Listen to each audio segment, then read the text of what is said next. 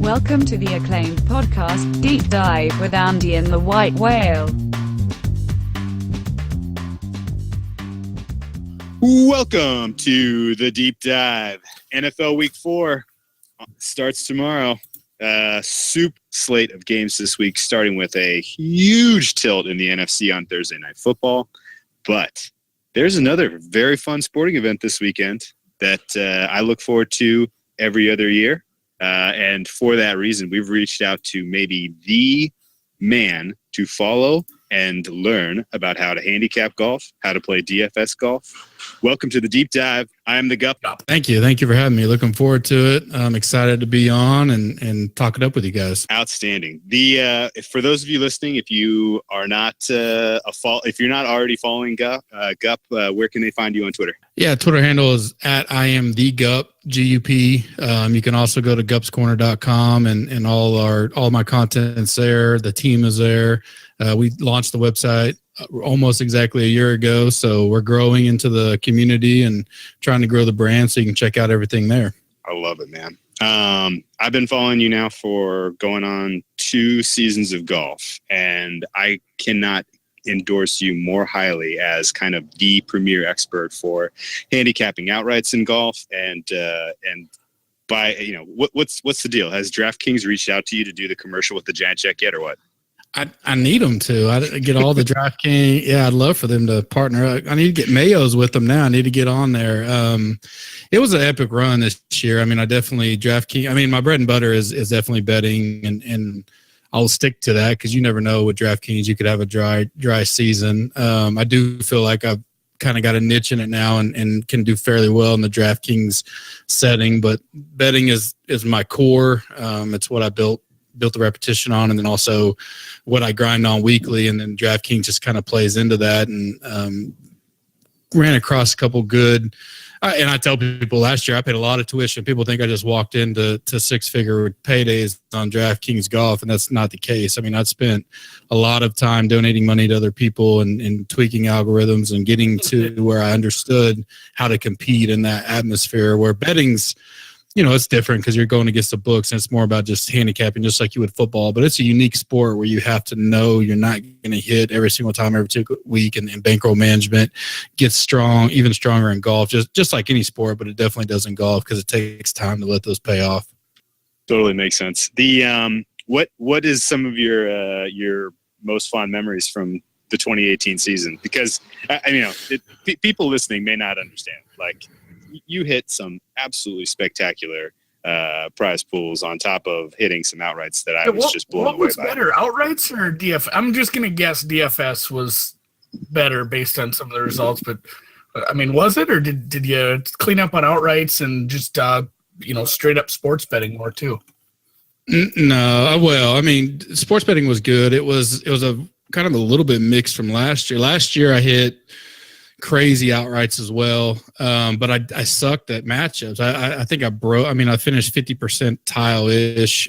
This year I tweaked a little bit how I did the matchups and started deep diving for some value. And golf is just there's so many variables that go into the game, and if you play it, you know that. I mean, any day you can show up and shoot your career round or 100. At least my game's like that, and I had to start thinking like that. Yeah, I had to start thinking like that. I mean, it's different for pros, but it's somewhat the same that their best game, obviously, they can show up and shoot 65 or 72, and so handicapping, I had to just kind of tweak my vision of, you have to play that, and there's value out there. And obviously I have things behind the scenes that I use to try to find the value. And I lowered my volume a lot on matchups, and it really paid off. I finished the season up over 100 units on matchups alone. Oh my goodness. Yeah. Oh my goodness. Which helped. Hit some big outrights. Had a streak in there where I was so close so many times, and it was frustrating, but then finished the season with a great, hit 125-1 Keegan. Man! The week before the Tour Championship, BMW. So that really helped get over the edge on the season. I've hit, I think, 22 outrights in the last 2 seasons, 9 first-round leaders, and and that sounds great. It is tremendous. But, I tell people you got to think there's been 60 something tournaments. So one out of every 3 or 4. And that's a fantastic turn rate. But I hope for one out of every 6 to 8 tournaments is my goal. So if I do better than that, then, and the reason why I say that is I bankroll management. Well, shit, that's good. Yeah. I'm hitting 1 out of 3 then. Yeah. I didn't end up putting anything on the last one, but I had a Reed ticket early in the year, and then the DraftKings British Open didn't go well. Yeah, the DraftKings though was I grinded last year, and I think I hit one high 4-figure week, like 8,000-9,000. Just bankrolled it into the next season. I started out the Tournament of Champions and I won like 4 events and I hit for like 22,000. And I was like, oh man, this is great. And so I set up my bankroll off of that and just grinded through the season. Then I hit the summer and just had a historic June and July and cleared, over 300K in that 6-week stretch. Wow. Finished the last week. I won another big 5-figure payday. So it was definitely way more money in DraftKings this year than betting, but it was a grind. It's a process, and I tell people, they all think like I've been playing thousands of weeks forever, and I was like, I wasn't. Like last year I averaged 600-700 a week in golf, and I'd lose, but I'd learn. I'd go back and study. I look at how the top players, what they did, and I'd tweak, and it's just tuition to me. And eventually I kind of caught on to my own thing and kept building it, and now it's kind of rolling that way. But it doesn't start, by putting 10,000 in and just following picks and plays. I mean, there's a grind to it as well, just like anything else we do. My favorite hit. I like the way you phrase that, the tuition. Yeah, that's a good point. Like I don't think we've had anyone say it that way. It's the same thing with sports betting, Yep, like, absolutely. Yeah. Just how many times when I first started sports betting, I did a lot of deposits. Yes, that was just part of the deal. It's like, hey, I'm gonna bet a shitload of parlays this Sunday.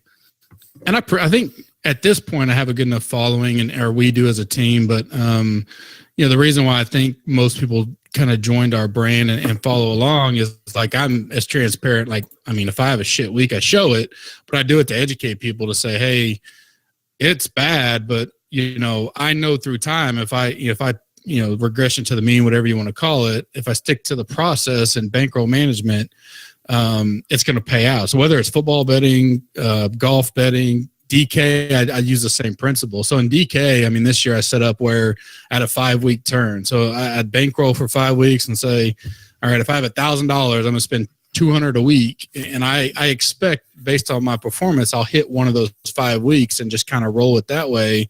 And I try to speak to everybody's level. It doesn't matter if you're betting $100 or $1,000, it's still the same principle. And so that's really something that I believe in and that we try to build our brand upon to educate people, teach them how to fish, right? Instead of just giving them everything. And, and that's a big thing for us. Dude, it's so compatible with what we try to do on here, and I really, really love it. And the fact that you do all this for free, it's such a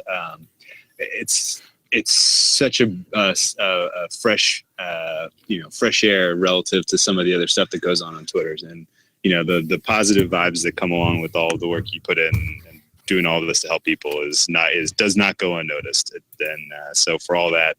I really couldn't be more happy for all the success you found. My favorite hit you had was last year at the PGA Championship. I think you had a Justin Thomas ticket from January, and you held on to that sucker for all of 8 months, and he finally gets a 2-stroke win down in Quail Hollow. Was that pretty outstanding feeling? Yeah, it was. A lot of people forgot about that one because people asked me about that last year, and I said it probably still is my biggest. I mean, to pick someone at 80-1, especially that talent, which is why I bet in January. I was like, JT's really, he's the, and this is go back to January of 2017. JT wasn't what JT was now, and I was like, he's I thought and still do think he's more talented pound for pound than Spieth. And I was like, I'm getting him at 80-1 at a track that I think he can perform in. Now, the only reason why I was on that is because I try to kind of escape, do a projection for the season and go, here who I think is going to win all the majors. And as I was doing that, I was like, okay, I like JT, and 80-1, that's stupid. I'll bet now that everything would come true, maybe not, but man, when he did, He actually liked my tweet, which I thought was cool that he did that. But because I tagged him in it, I was like, "I bet you in January." And he liked it, so that was cool. That was a cool moment. That's awesome. That is unbelievable. Very, very cool. You had another cool moment this year that I just wanted to bring up real quick before we start talking Ryder Cup. You get to do a bucket list of I think any of us who care about sports and care about golf. You went to Augusta the first time there. It was my first time, yes, sir. What'd you think? Man, it's just, and you hear from people that say you can't describe it, and you really can't. I was there with Bucks, one of my partners in Gup's Corner, and we played a course out north of actually East Lakes. It was north of that the day before. Then we drove in, and it just the efficient. And I'm a businessman as well in my real life, I guess you call it, and just the efficiency of the park, of the restaurant. I mean, it's just a well-run machine that's like no other. So that grabbed me, not just as much. Obviously, the course and the scenes is just amazing, and TV can't do any justice for it at all. Zero. There's certain spots. Luckily, we had a guy there that was one of the number one calorie reps in the country, and so he would show us some cool spots, and you would just see the scenery, and it's just breathtaking. And we were there Thursday morning for the first round also, so we were probably 20 feet away from Jack and them teeing off, and that was, that was a moment to never forget. Wow! And to have Tiger get somewhat healthy at that time to be able to play and watch him was a treat as well. And even down to the pro shop. I mean, you go in there and we spent a ton of money, and we bought some stuff for followers and listeners of our podcast. And you walk out the door and you turn to the left and you give them all their stuff, and they bag it up and mail it for you, so you don't have to carry it around or none of that. It's as perfect as it can top get. class experience on every level. It's funny, you say that like you can't describe it, and I know a guy he's a pro. He manages a couple courses here in town, and he got a chance to go down. And it was the same thing. He said, "Andy, if I had 100 more people working for me and 100 times the budget, I still couldn't make a course look that nice." He's like, you can't describe it. No, not at all. I mean, it's definitely bucket list kind of thing. You like go in the woods looking for a weed, like you're trying to find one just to say you can find one, and there's nothing. I mean, it's just perfect. And the part 3, we were there Wednesday, Thursday, so we were there for the part 3. We didn't see Finau. We heard the Finau reaction when he kind of broke his ankle. But we were there when Jack's grandson hit the hole. We were kind of off to the side when he hit the hole in one, so we kind of got that. And then we're kind of here. The weird thing is you're walking around, nothing. Like you have no phones, right? No phones are allowed, in case people don't realize that. There's the old school leaderboards. Like that's the weird. Like there could be a bomb coming and you have no clue. You're just like in your own zone. And in this day and age, that's unique because we all live by our phones. We're checking DraftKings. And you got to go. We were there from 6:30 in the morning until Thursday, and you can't figure out. I mean, you're trying to guess, man. How's my DraftKings? Yeah, I'd have anxiety wondering about my DraftKings. Exactly. So it's a cool experience. Just kind of take the break. Longhand math based off the leaderboard. Yeah, but it was cool. Should we dip into the Golf National? Real quick though, on that note, does that make like betting and matchups and outrights more fun and dramatic on Sunday when you're watching golf than DraftKings, just because it's so difficult to keep track of all the moving parts? Like on a week-to-week basis? Yeah, just like you're sitting down on a Sunday tournament, you get more of a high out of just watching your outright cash than you would if you were kind of, watching a full field and trying to figure out if your 8th place player is going to get you enough points to get you into the pool. Yeah, I mean, when you hit on a weekly basis, I definitely. I mean, because it's just if you don't play golf, DraftKings, and people come at me, but there is no sweat or no game like it. Not football doesn't even come close because it's 4 days. You have the cut, so you're trying to get 6 of 6 through, and then Sunday. I mean, guys can. You find out a lot. You find out a lot on Friday when you right. Yeah, there's a huge sweat. And then you get to Sunday, and if you're in you can. I have buddies, and I have too. I mean, I've been up $105,000 Sunday at 2 and walk away with like $800. I mean, it just swings. It swings that much, and so you almost like put the phone away and you're like, forget it, I can't. But so interesting story on the first big 6-figure payday was I was down here in San Antonio, had just got the job offer that Saturday night for the relocation that I actually wound up taking, obviously. and we're driving back home Sunday morning, and like I keep an eye on it because I was like top 10. I was like, man, I might actually make like a 5-figure day, maybe mid 4. And my wife's like falling asleep, and I'm driving, and like my phone starts blowing up. I'm like, man, what's going on? And it's Bucks, really. And he's like, dude, you're making a run. I was like, at what? I was like, top 5. He's like, no, like you may win this. I'm like, oh, shut up. And so then I pull it up on the screen, and I'm live streaming, and I'm trying to do, like you said, I'm trying to do the math in my head going, what do I need to happen in the next 4 holes? And I thought I was dead. I was like, all right, the best I can do is 3rd place. And then I forgot about the 4-round bonus. And then Armour goes birdie par birdie or something like that. And all of a sudden I flip. And on the last putt, on the last hole, I take the lead by 2 over Justin, which is he's a great golf player as well. And boom, 100,000. And then some other things fell on it. Unreal next 2 hours driving home. It was just, and we're very blessed, and we believe that, me and my wife, and it was, I don't want to say emotional, but it was, because it, for anybody, 100,000 is life changing, and we live so conservatively that just, and especially like we're under the stress of, do we relocate our family? Do we, this is a great job opportunity. Do we want to move this far away? And then it just all was just kind of like a sign, like everything's gonna be okay. And we took the job, and it's, we put a lot down on the house. Yeah, it's been great. It's a fun game. I enjoy it. I enjoy football. Football can be very frustrating. It's much more of a long-term vision grind to me as far as DraftKings goes. Like, I'm trying to hit 4, maybe 5 times a whole season, because that's the way I strategize, and that it really puts a lot of pressure on being patient in football. That makes total sense. Okay, let's talk some Ryder Cup real quick. Ryder Cup is an event that I've enjoyed for as long as I can remember loving golf. And it happens every 2 years. They go back and forth between playing in Europe and the United States. The pageantry, the patriotism, it's all very cool. United States finally took the cup back in 2016 after an extended drought, winning in Andy's home state of Minnesota, Hazeltine National Golf Club. They pulled off. It was fun. If you didn't have fun watching that one, it was so. Oh fun. my God! Some of the matchups, Patrick Reed, the back and forth. Oh yeah. Oh my God! What was it? It was Patrick Reed and Rory McIlroy, right? They were like chirping, and Peters played out of his mind that weekend, if I remember right. Anyway, it was a really fun showdown. United States prevails 17-11.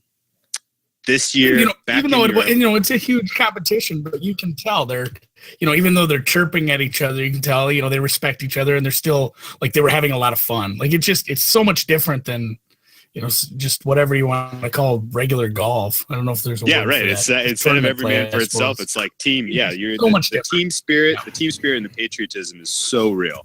Well, yeah, I mean, I couldn't agree more. And my background's football. I played college football.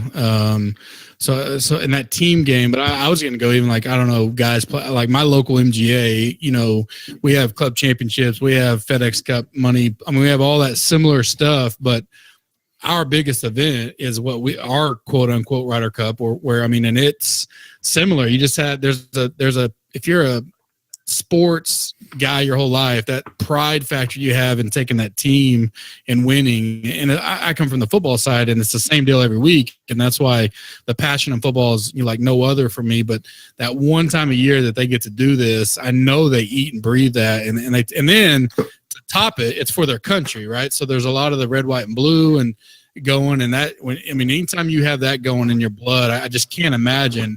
And in football, at least you get to release it, right? And there, you got to still got to, you guys to try to play golf and calm down. And so the emotions, it's so fun to watch. And a little down this year that it's the awkward time. Of course, I'll start Red Bulling at about midnight and watch it with the times. I won't care, but with Tiger being there, it's going to be huge.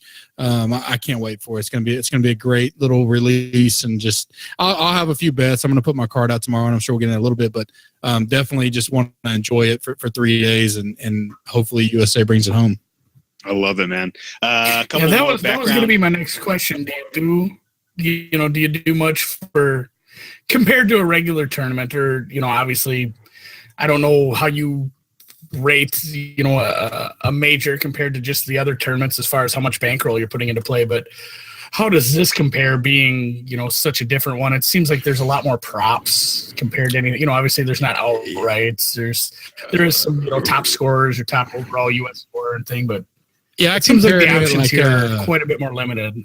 Yeah, I would compare it to like a light Super Bowl prop card, right? So you're just trying to find a few things that if they hit, great. If not, it's not the end of the world. There's a lot of movement coming on Europe today. USA is down to minus 113 when they've been as high as probably 140, 150, I think at least. Yeah. So there's some money, some action coming in on Euro. I don't think I'll bet that because there's just for this type of deal, I'd rather go try to predict 3 or 4 of the scores that are going to pay anywhere from 10 to 1 to 50 to 1. And if it hits, it hits. Yes. Yeah, and especially they have some sites, they'll have like the first day score. So I have some of those circled. They can pay out a high return on a fun bet is how I would describe it. Perfect. That is exactly how I intend to play this as well. Some more details. This is the first time it's being contested in France. I didn't even know they knew what golf was in France, but apparently they do. Apparently there's a course. I know nothing about this course. Is this a course that makes it onto the European Tour regularly? Have you ever heard of this? Le Golf National outside of Paris? Well, not till this year. So the Euro did have a tournament there this year, and it was during one of the minor, minor tournaments in U.S., but I don't remember if it was John Deere or something like that. And actually, a lot of these guys went over and played that week in Euro. So they do have, like JT was over there, so they have some experience. They can at least come back and talk to the guys about how the course laid out and stuff. But it's a fairly new for everybody type deal. Okay, cool. The Europeans, the rule of thumb, at least my adult life, is that they win when it's in Europe. Is the talent on the United States team great enough to overcome the home field advantage, so to speak? The talent is, I think this will come down to the locker room, and I don't know where Furyk, if he's calling the shots. I'm sure he's not the only one, but if they feel that they got to play lefty and Bubba, which is also lefty, and some of these guys that I don't think is the right fit in this scenario, but they feel like they quote unquote have to play them, they could hurt themselves, so those guys made it. I'm happy captain's picks, whatever. But if they put their aces out and they play them the right way all 4 days, the USA wins going away, in my opinion. The card, call it, on paper, as people would say, USA stacked to beat them. But if they throw Phil out there, 3 of the 4, scenarios, then that I think that's a weakness. So I'm really interested to see the strategy there, and how they team up the guys. They seem to be really, even going from the President's Cup to this year, they've worked towards this. Tiger's kind of taking Bryson in as a little baby and holding him, and so I think that should work out well. Yeah, having all the right pieces. I think they could. There is a potential for a USA blowout, and it'll be one of my props. But this could easily be a tie as well. But I don't see it being a Euro walk away. I think Euro wins close all the way to USA blowout is where I would see it. Okay, I love this. Does Furyk have kind of the respect of the USA team in the locker room to kind of? I do. Yeah, I 100% think he does. I think. Okay. Unlike, he can get up there. He can get up there and be like, "Look, dudes, this is how it's going down," and they'll step in line and play for him.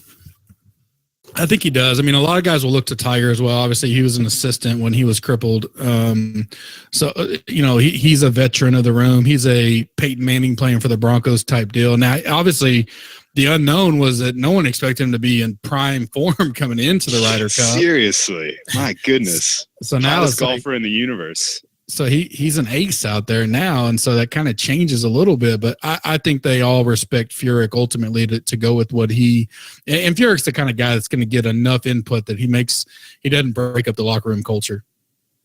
I like that.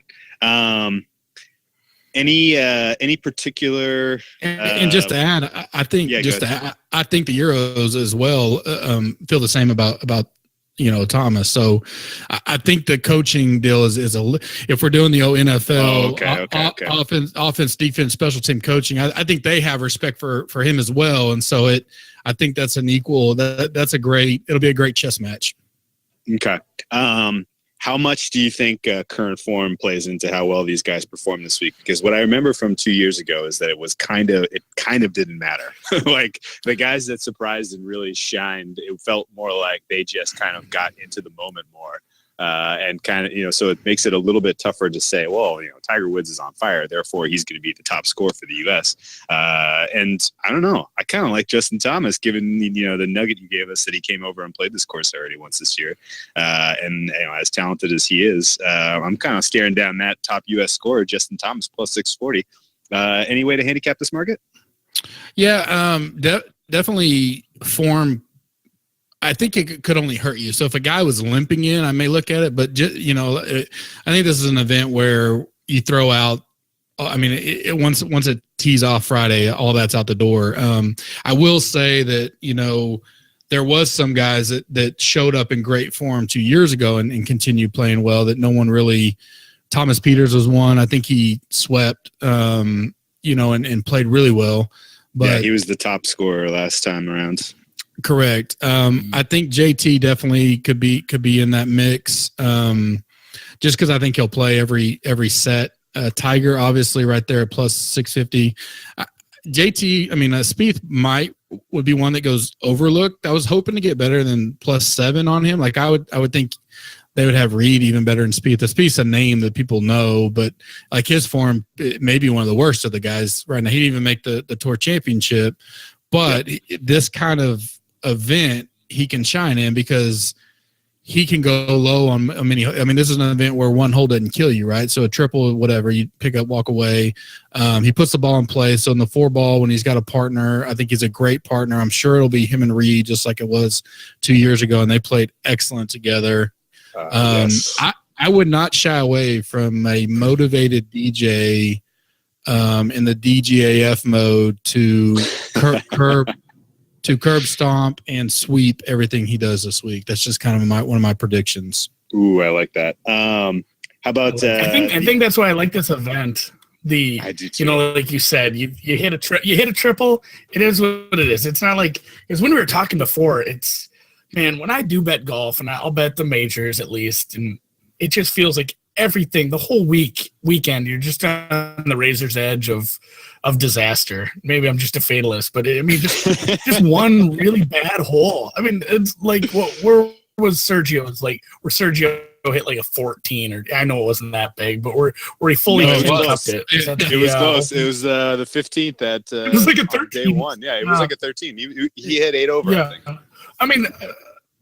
You just one disaster like that, and it's like, well, just matchups dead, outright dead, first round leader dead. If you have anything on a guy and he has a nightmare hole, it's just toast. Whereas this is just a little more forgiving, and maybe it's because like the way I play golf, I think this would work better for me. you forget about that snowman. Boomer bust. Yeah, you're boomer bust. The next tee shot. Yep. Exactly. Yeah. No, it is. Okay, I like this. One last question about the particular players and how they come into this. How important do you think experience is? Because we mentioned Justin Thomas already. This is his first ever shot at this. And I remember in years past experience being pretty important. Guys coming in their first go around, not doing particularly well. But then come 2016, it was a totally different story, and some of the best performances were guys who were breaking their maiden out there. How do you factor experience at all? No, I think it matters. I'm pretty good friends with a guy on tour, great talents, won a couple times. And, he often tells me and has reminded me that, on any given day, he always tells me this rule, and I always try to remember it when I'm handicapping everything is you got to find the elite in a field, and they're the elite. So forget the form, forget the course history. If they're elite talent, and you're talking about 8 to 10 guys at most in the world, doesn't matter what's happening, they can show up and win or outperform anybody else in the world. So the DJs, the JTs, those kind of guys.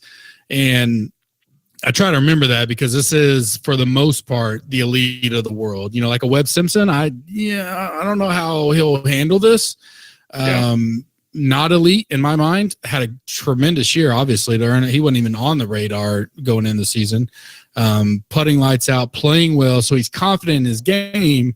but does this stage hurt him or not? I don't know. That'll be yet to be seen. Like Rom to me is a wild card here because talent wise and that, that fire belly, he's got it, but sometimes sometimes that hurts him. Right. And so, but in this kind of field, I think what's key for him is who he gets paired up with. And if he can have a guy that can yin and yang him well, then he'll be fine because the blow up holes don't hurt him here. And he is a prime on the Euro side. The blow up holes don't hurt him. Right. So he can go birdie quad on PGA Tour, and you're like, he just killed you, right? Yes. Here, birdie quad, he's still 2 up. So I like Rom on the Euro side this week a lot. Yeah, he wiped out a nice put him with four-figure payday from his in own the U.S. Open. Not a little older. Yep. Good call. Let's talk predictions then. Andy, what do you got? Oh, I think, I was going to say, like, just looking at what 5 Dimes offers, like, obviously usually when we bet golf, I'll pick some outrights that I think will do well on that course. And this is a whole different beast, kind of like Gup said. It's going to probably be some plus money, fun long shot props. Maybe not the longest of shots, but possibly some alternate U.S. Ryder Cup points spreads. U.S. -3.5, -4.5. At plus 200, plus 290, like we do with an over in the NFL. Let's do some alternate totals like that. Maybe some exact scores here. I haven't really done much for research. I've been working on the NFL all week, and even that I haven't placed that many bets. So probably going to be just some of those alternate fun ones like that. Is there a hole-in-one prop or not?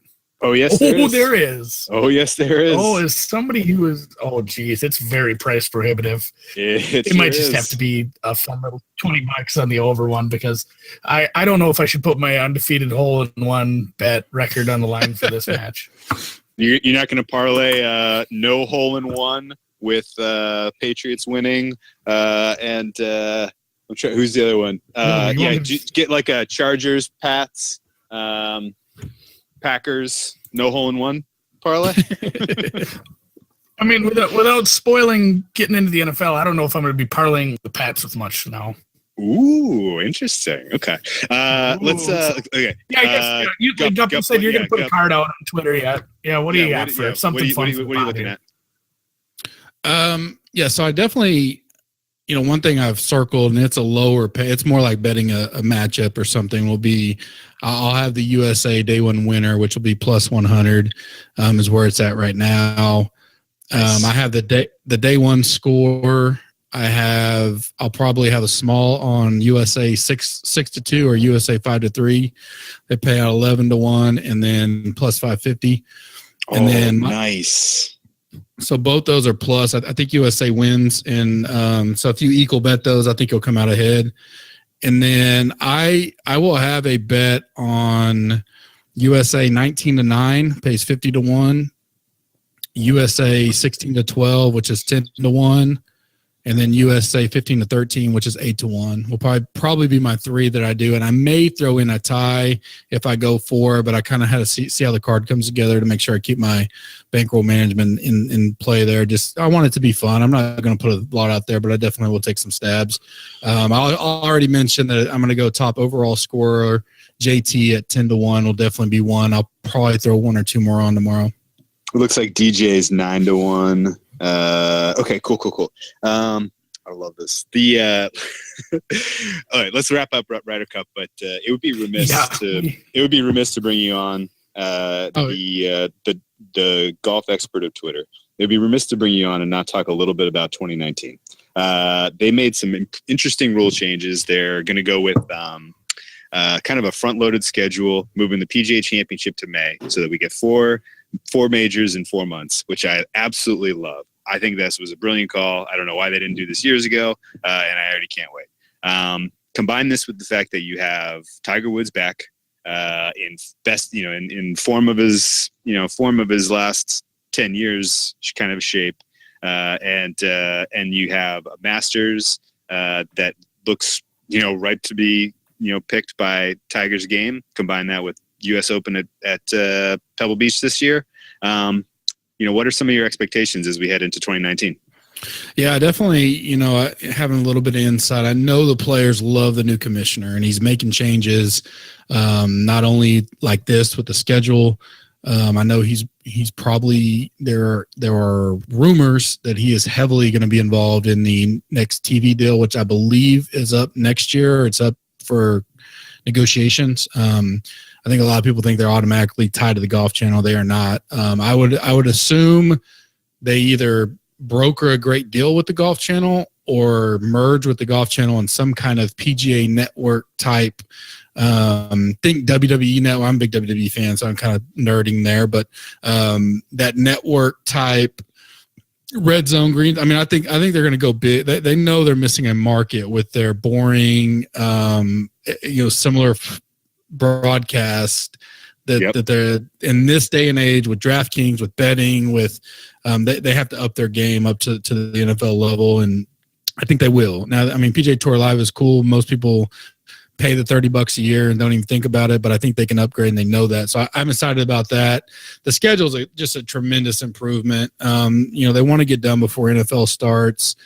The big lull, as you mentioned, from Augusta, there's so much hype in the air for Augusta, and this year will be like no other. You'll have, I'm going to presume, Tiger, the favorite going in, and then you get let down. You're like, well, shit, now we got 2.5 months until the next thing for the common fan, and that's where they're trying to cater to. I mean, like me, I'm going to watch it next week. I'm going to have everybody's going to have their stuff in, but most people are like, all right, I'll see you in June. Now you kind of keep that momentum going and you build towards the next major. So I think it's great. To your question on Tiger, obviously him to just win a major will be exciting. Does it set up well for him? Absolutely. I mean, we know his history at Torrey. Obviously I think he'll contend there. I think he'll be no more fired up than ever before than to win the Masters in April. Not a doubt in my mind. If his game is where it's at right now, come April, I think he wins that, and I think he goes away with it. It is what it is. He kind of got through this year. I think he rode the roller coaster, but I think coming into 2019, he's going to be back to somewhat of the old Tiger to go. He's got 80 wins. He doesn't care about wins. He cares about majors, and he cares about going for Jack's record, and that is his number one drive. Now that he's got these hurdles, he got to win back. He's going to win majors, and that's where he'll be next year, is trying to compete in those championships. And I think he can compete. I mean, you got Bethpage, you got Torrey, there's no better year for him to be coming in on a high than to compete the next year. I love it, man. I love it. It's going to be so fun. I'm sold. Have you seen a prop around for over 1.5 majors for Tiger next year? I wonder what that is. I don't know. I'm just seeing like exact number of majors on 5 dimes right now. I'm gonna have to look around a little. Yeah, like you can exactly one, no majors. You know, you can get 250 to 250 on getting all 4 of them, which I just don't. I think he's just gonna get the 3. I did bet that for DJ last year, and then like he fell down a flight of stairs or whatever year that happened. Yeah, just to win a major next year is plus 235, which I don't know if that's value or not. Yikes. Because I think you could just bet each individual one and get better than, I don't know. I'd have to do the analysis on it, but I definitely, I think they'll probably come out with over 1.5 or over 2, and doing over 1.5 would be a fair bet, especially if you get good value on it. Yeah, I mean, just the fact that the U.S. Open is at Pebble Beach makes me think he's absolutely in the conversation for 2. Sure. Okay. Good stuff. That was super fun. I hope as they get the new TV deal done and they integrate more conversations about betting and DFS, that they reach out to the man behind all of the best content that I follow in golf, and get you an offer that you can walk away from your real life job. That'd be awesome. Thank you. Appreciate it. Yeah, it'd be awesome. Let's talk about NFL Week 4. By the way, if I hear anything, I'll just pass your name along. So, absolutely. Please keep an eye open. Let's talk about NFL Week 4. This is an NFL podcast at its bones, obviously, and we're going to go down through the card, starting with the Thursday night game. We'll skip Monday night because we usually talk about that when we do our wrap-up pod on Sunday. But it's our first week of bye. What's that? Like we're it's short. bye week. It's Yep, our first we're short week. a game. So is there just two teams on bye? We're just short one game this week. Yep, Nothing it's not a major big deal. yet. Not a big deal. I used to hate week 4 buys. Like when your team got a week 4 bye back in the day, it was like, oh shit, well our season's screwed. The Panthers and Redskins, both off of huge wins, get cooled off by the bye. We'll see how they bounce back in week 5. But Thursday Night Football, they kind of did us a solid, but also a disservice, I feel like, putting this matchup on Thursday. Minnesota Vikings at the Rams. Two teams that are expected to contend for the NFC title, playing on a short week early in the season. This is the kind of game where you feel like you kind of look back in December as the playoff picture is shaping up and you're like, oh, I forgot about that one. But at the same time, it's pretty cool to be this early in the season and have a game that feels very meaningful. The Vikings at 1-1-1, looking to bounce back after a uncharacteristically sloppy performance against the Bills in Minnesota on Sunday, potentially looking ahead to this exact spot in LA against the primetime Rams. Rams, on the other hand, playing an offensive level and efficiency that is absolutely off the charts. Tough to quantify how good this team is playing right now. Jared Goff looks like the real deal. Todd Gurley looks like an MVP candidate for real. No shortage of weapons. Offensive line playing amazing. And then on the other side of the ball, the defense is taking a couple licks. We're not going to see Aqib Talib. He's going to be out until week 9 or 10 probably, maybe longer. Marcus Peters. Are we going to see Marcus Peters out? Probably. He got a calf strain on Sunday. I'm guessing he's out. And the Rams defense was a little thin to begin with, but you still have a supreme mismatch with Aaron Donald and Ndamukong Suh.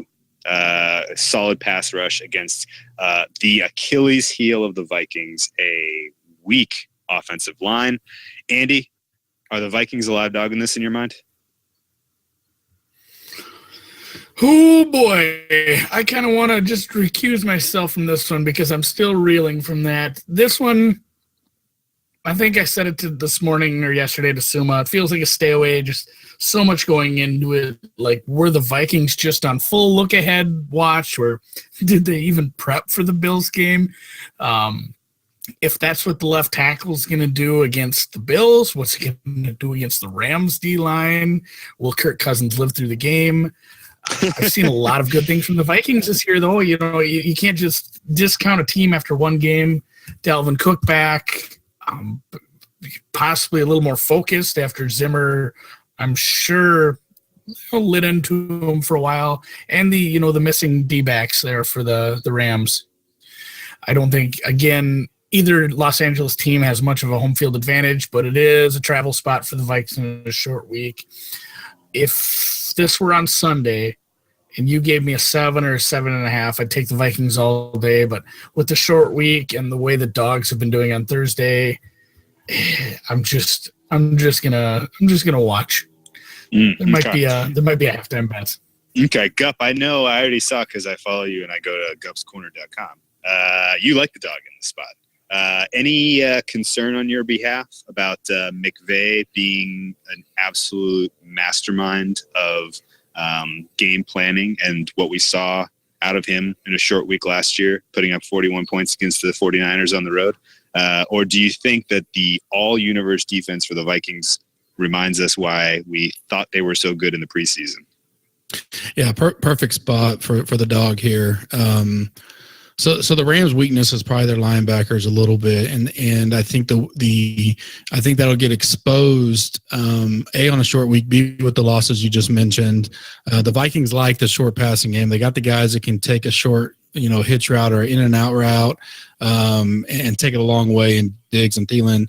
And they'll game plan for that on the short week, and I think they'll come back. I think a lot of people forget that the Bills' D actually wasn't terrible last year and did create a lot of turnovers. And this was just a snowball game last Sunday for the Vikings. Obviously, it killed the world of survivor pools out there. But if you survived week 3, congratulations, you won your pool. Right.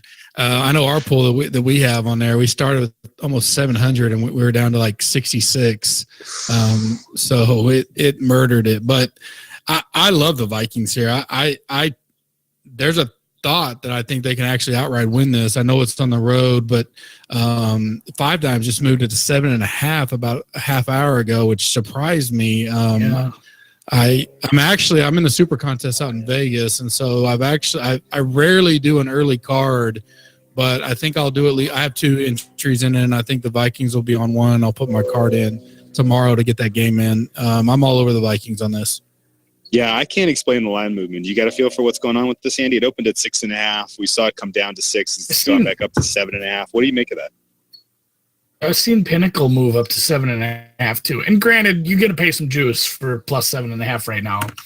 It's still plus money, plus 104 on that minus 7.5. I think people have just seen what the Rams have done on offense, like all season long. Just Gurley and the other weapons, they've been highly efficient. They just have done everything right. Granted, the level of competition has been a little lower. We've kind of seen that Arizona's, a bit of a dead duck, and they wrecked them. And you go to the game against Oakland too. It was a close game until it wasn't, and that's kind of Oakland's MO. Like, they're a really poor second half team, and LA can go put 30 up on anybody, it looks like right now. So I think people are just betting the good teams right now. It's just favorites. Favorites are always going to get that public money.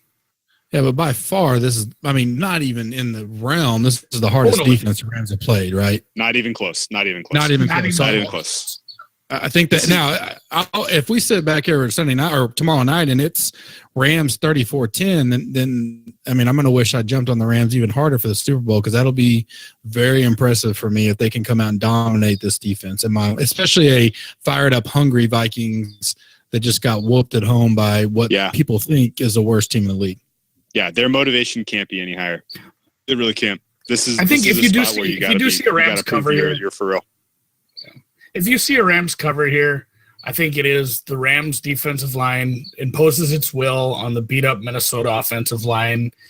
And it's probably one of those where the game is close, but the Minnesota defense will be tired from being on the field way too much, and the Rams kind of pull away at the end. I don't see a Rams blowout. I do like the dog if I had a lean, but that narrative just seems too likely to me for, kind of a 10-point Rams win.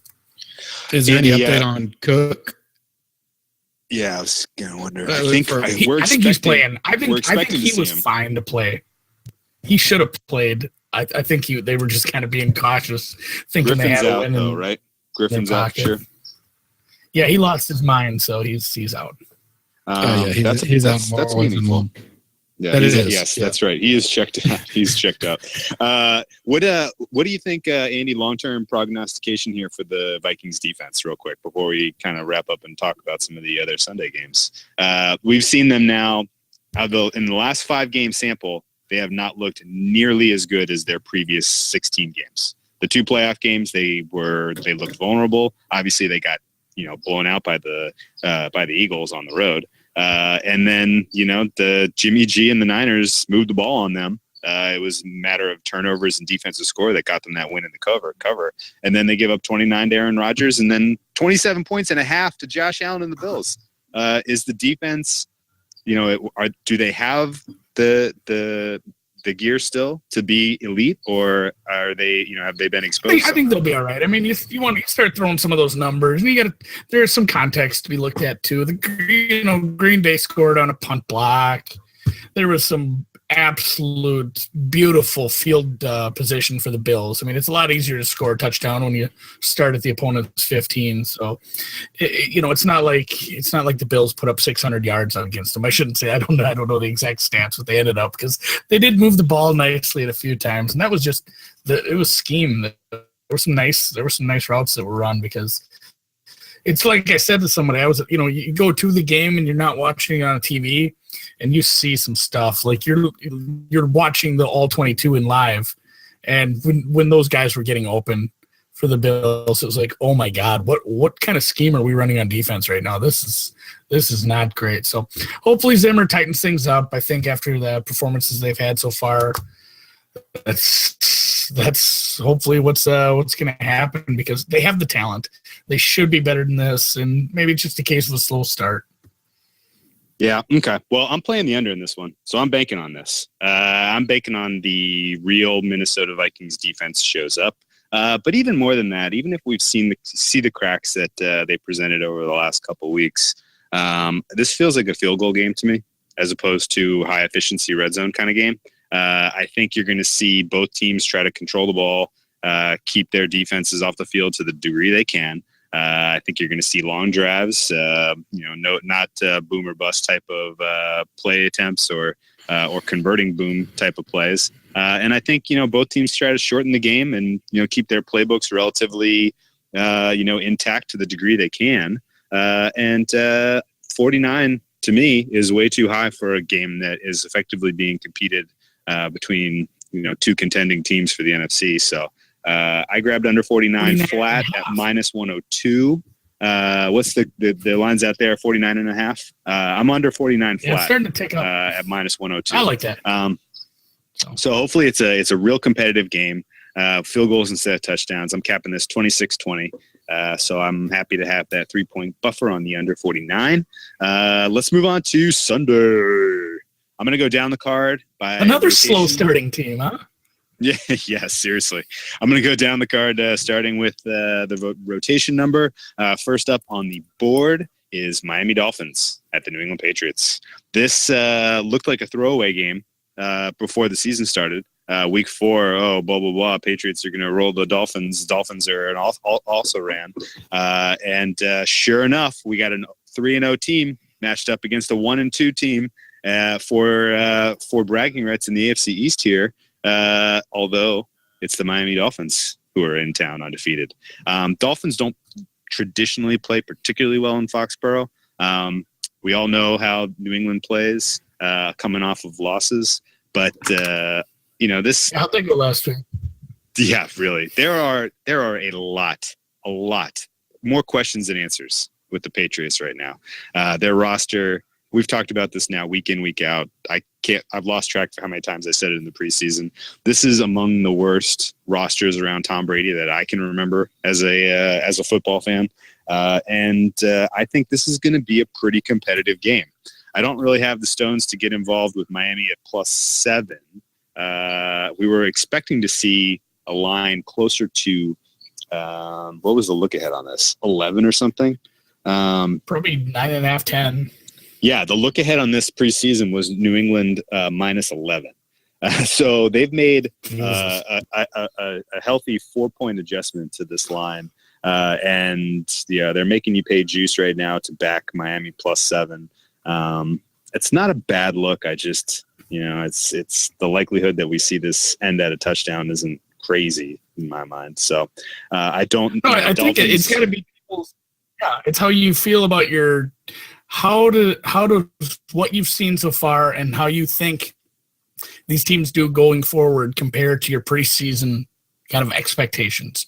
Because there's a certain point where you got to start, moving slightly away from preseason expectations and past results. Miami being a shit team and New England being, New England Patriots. And while I don't think Miami has played, a super high level of competition, they have a really smart coach and they're getting it done somehow. I mean, playing the Raiders worked out nicely. The Titans are kind of a weird team. I haven't decided if they're good or bad yet, but they did end up playing them with their starting quarterback. So that's better than most teams can say against the Titans. I haven't quite decided. This might be a watch and learn game. I do lean Miami. I just, I don't know if you can just keep going back to that well with New England as far as, they'll figure it out. They'll get right. They're the New England Patriots. They'll be fine. Like, unless Josh Gordon learns that whole playbook this week and goes full Randy Moss, I don't understand how they're going to move. I mean, there's a definite blueprint. Just take Gronk out of the situation, and you probably can stop that offense. Yeah, Gup, you got an angle on this one? Did you see? Yeah, did you see this coming? New England 1-2, Miami 3-0? No. New England starting slow doesn't just shock me. I wasn't as high as the world preseason. Probably the first off season maybe ever. We saw so much animosity in that culture, and openly, right? Normally they may have had it, but it just kind of stayed behind the doors. And when Great point.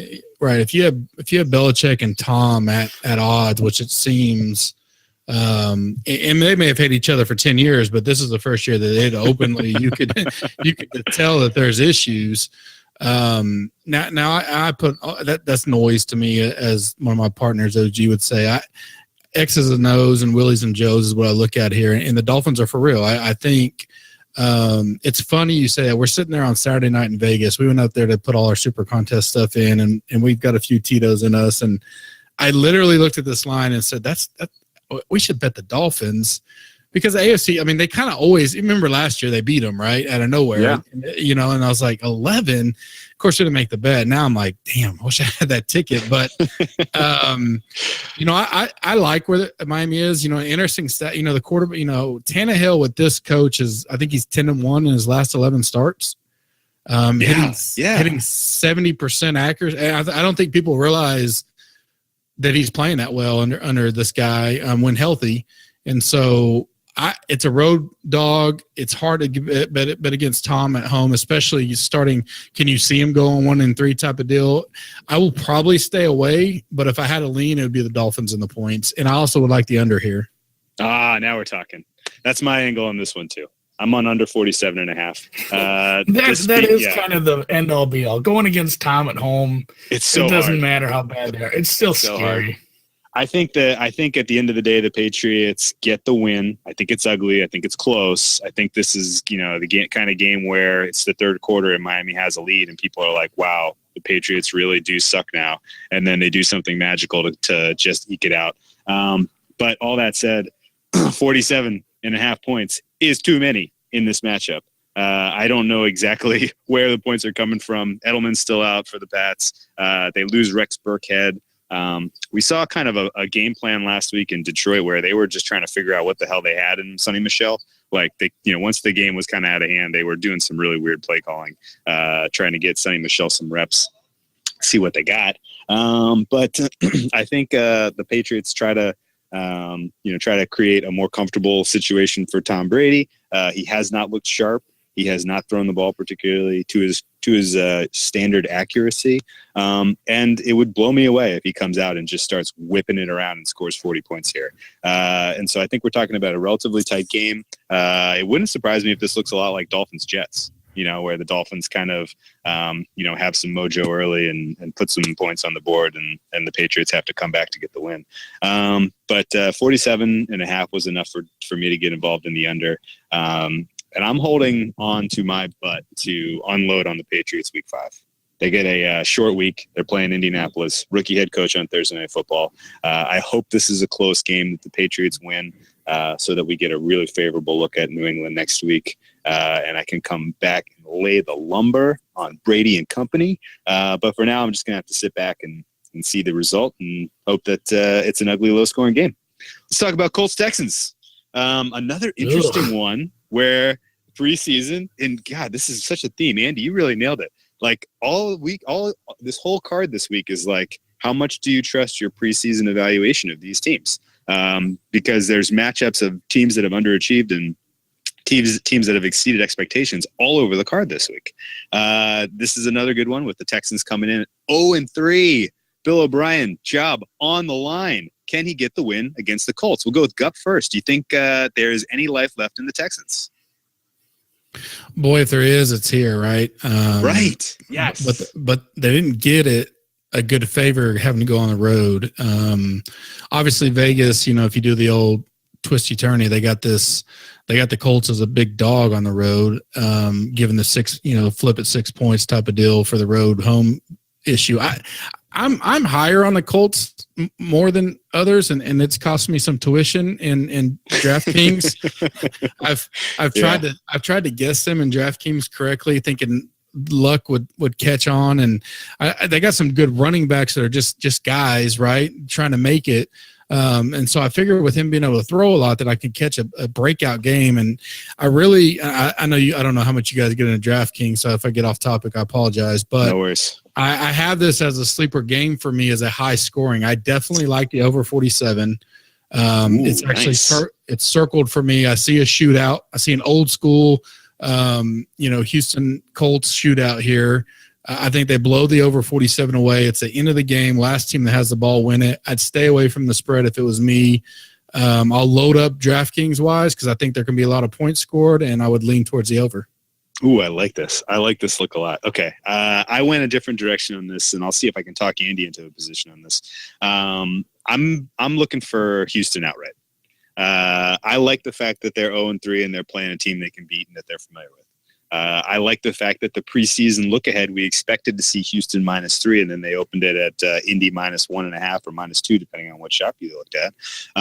And if I had to stack up talent on these rosters, even kind of considering a medium luck, not even like the luck who can't throw more than 20 yards down the field that we've seen so far this season, I still favor Houston in the Larry's and Joe's department. I think that the Houston defense has looked suspect, but they've improved. It stinks that this is their third road game out of the first 4 weeks of the season.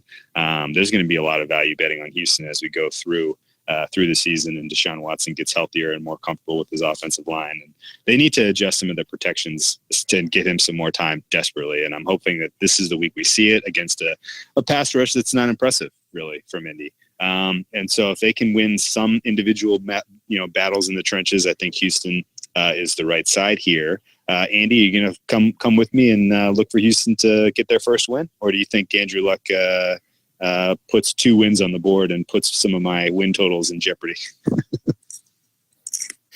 Yeah, that's I feel like 2 weeks ago or last week we talked about what a unclutch, bad, high leverage situation game Washington had oddly against Indianapolis, where the red zone efficiency and their third down and fourth down efficiency was just like almost outlier bad. And Indy was similar to that. I liked what Indy did last week. They just couldn't quite capitalize on anything. They weren't getting it done in the red zone. They weren't scoring when they needed to, they weren't getting 7 when they needed it. Like they're a team that's kind of on my radar is if Luck's shoulder is continuing to improve, they're going to be good. Like I don't think great, but in the AFC where there's definitely some spots up for grabs, they can make a move because, man, I don't see it with Houston right now. Tennessee's having all kinds of problems, and the Jags can win the division. That's fine and all, but there's going to be some wild card up for grabs. So I don't love it enough to back Andrew Luck as a favorite right now. If they get Watson some protection, he can look like he did a little bit during last year. It could be a good offense. Like Gup said, there were some points. But for now, just to stay away because I have seen just all kinds of variants from these two teams right now. Interesting. Neither of these teams seem like somebody I want to be backing. Okay. Well, Houston's probably my favorite dog of the week. Yeah, maybe my second favorite dog of the week. And I think we're due for another dog week, to be honest. We saw the dogs come in phenomenal form last week. And I think the way that this card sets up, we're going to see it again. Starting with Houston. Let's talk about another dog that's gotten some interest and some money, and I think it's gotten a little bit of bet a little bit down. Cincinnati and Andy Dalton had to play Matt Ryan in their third home game in the Dome, a third straight home game in the Dome. We've seen the enormous impact of losing Deion Jones and Keanu Neal affect how well this Falcons defense performed. They had absolutely no answer when it mattered against the Saints. You have another dynamic team with a bunch of weapons on offense coming in off of a tough road loss against Carolina.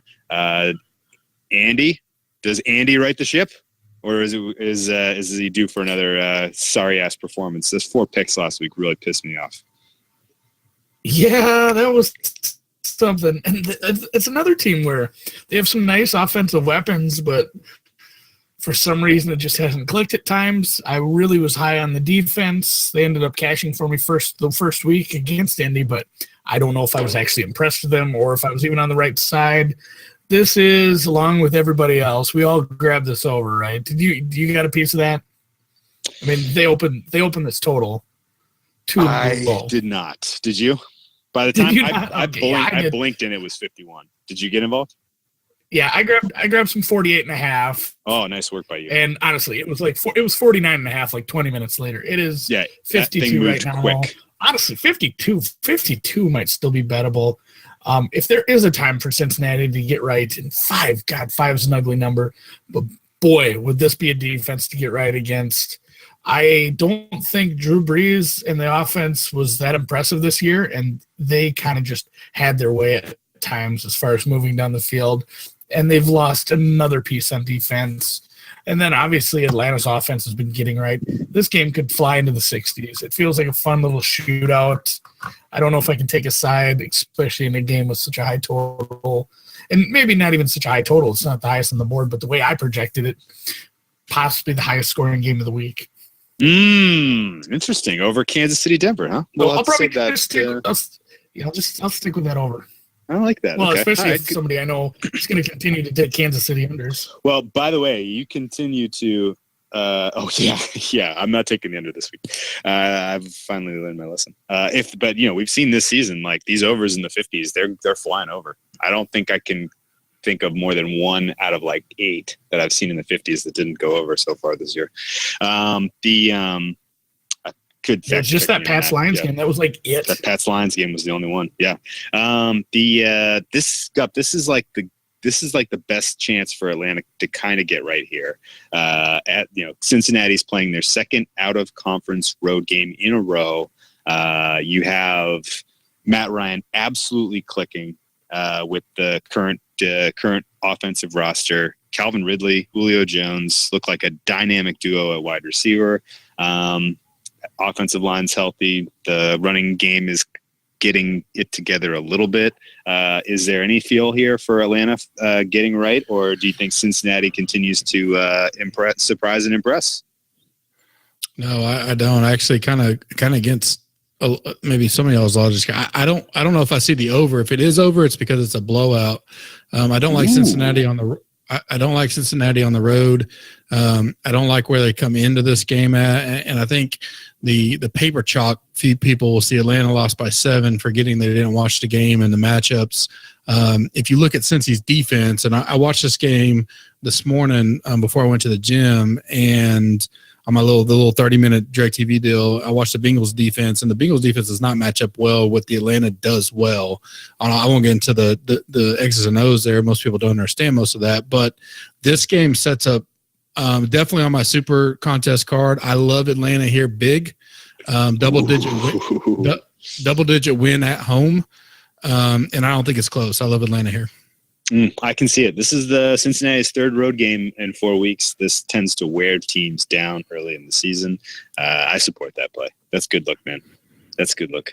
The preseason look ahead was about -7, so you got a couple free points there as it is.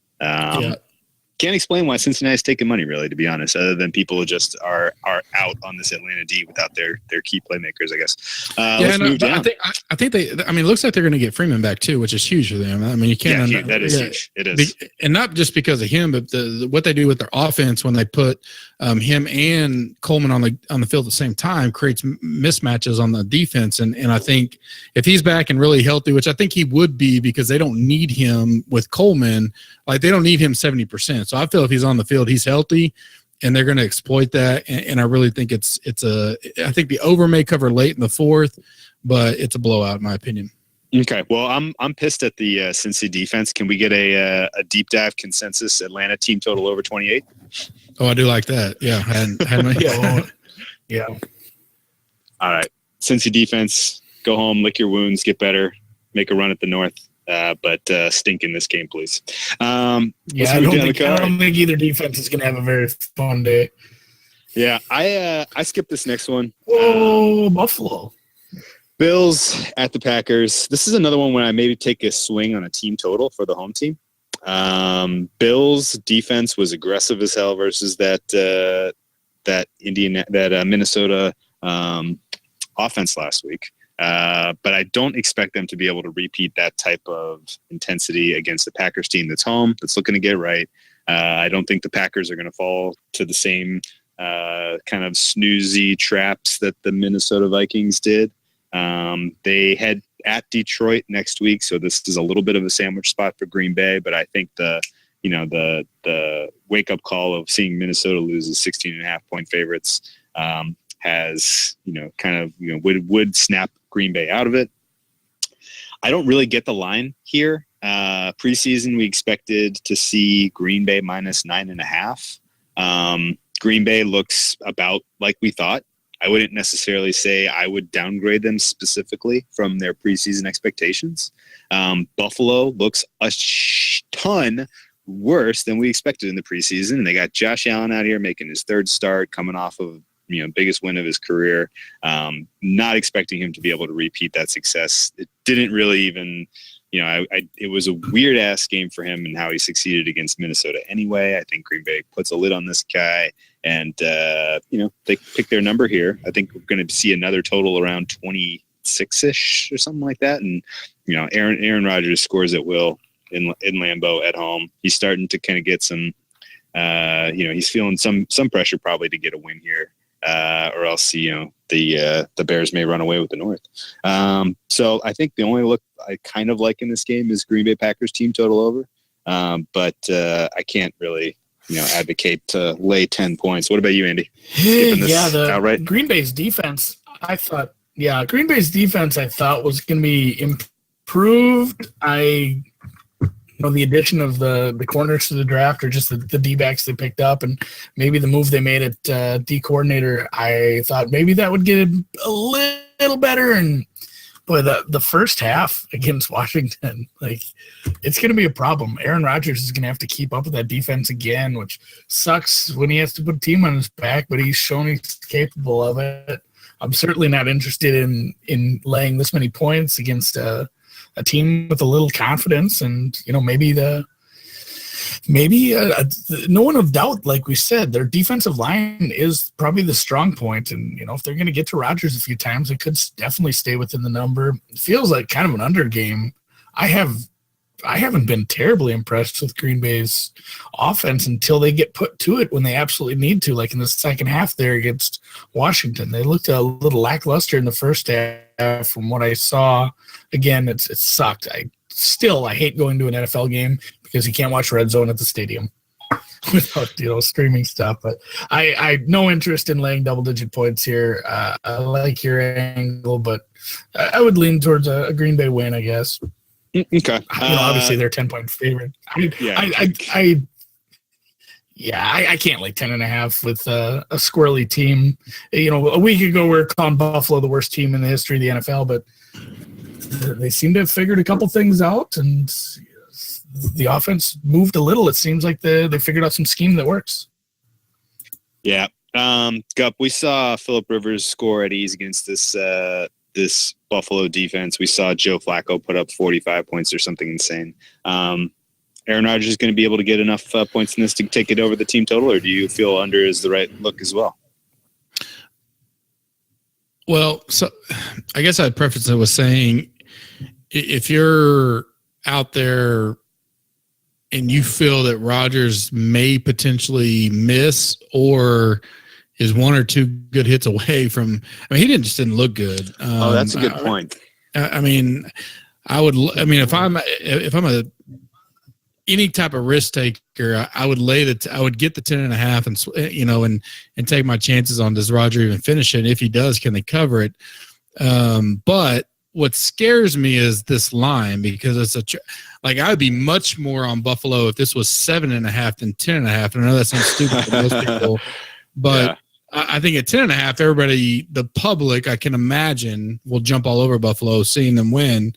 And so it just screams in a sharp eye, quote unquote, to take the Packers minus, like they run away with this, right? That's what the spot says. If you do any analysis of the NFL over the years, that for me, I absolutely stay away. I definitely hadn't checked the weather yet. I kind of, this time of the year, especially in Green Bay, I'll at least do that. But It's a noon kickoff. I'd stay away from this game all the way around because the line just screams. But if I was a guy that likes to take a little bit of risk, I would take the Bills plus the 10.5. But I'm personally staying away from it. Okay, that's a good breakdown, and it's a good point too. I may end up bagging that team total look then. Let's talk about another dog that I like as a live dog in this week. Detroit Lions heading to Dallas, getting 3 points. Interesting that they would line Dallas as 3-point favorites over anyone right now.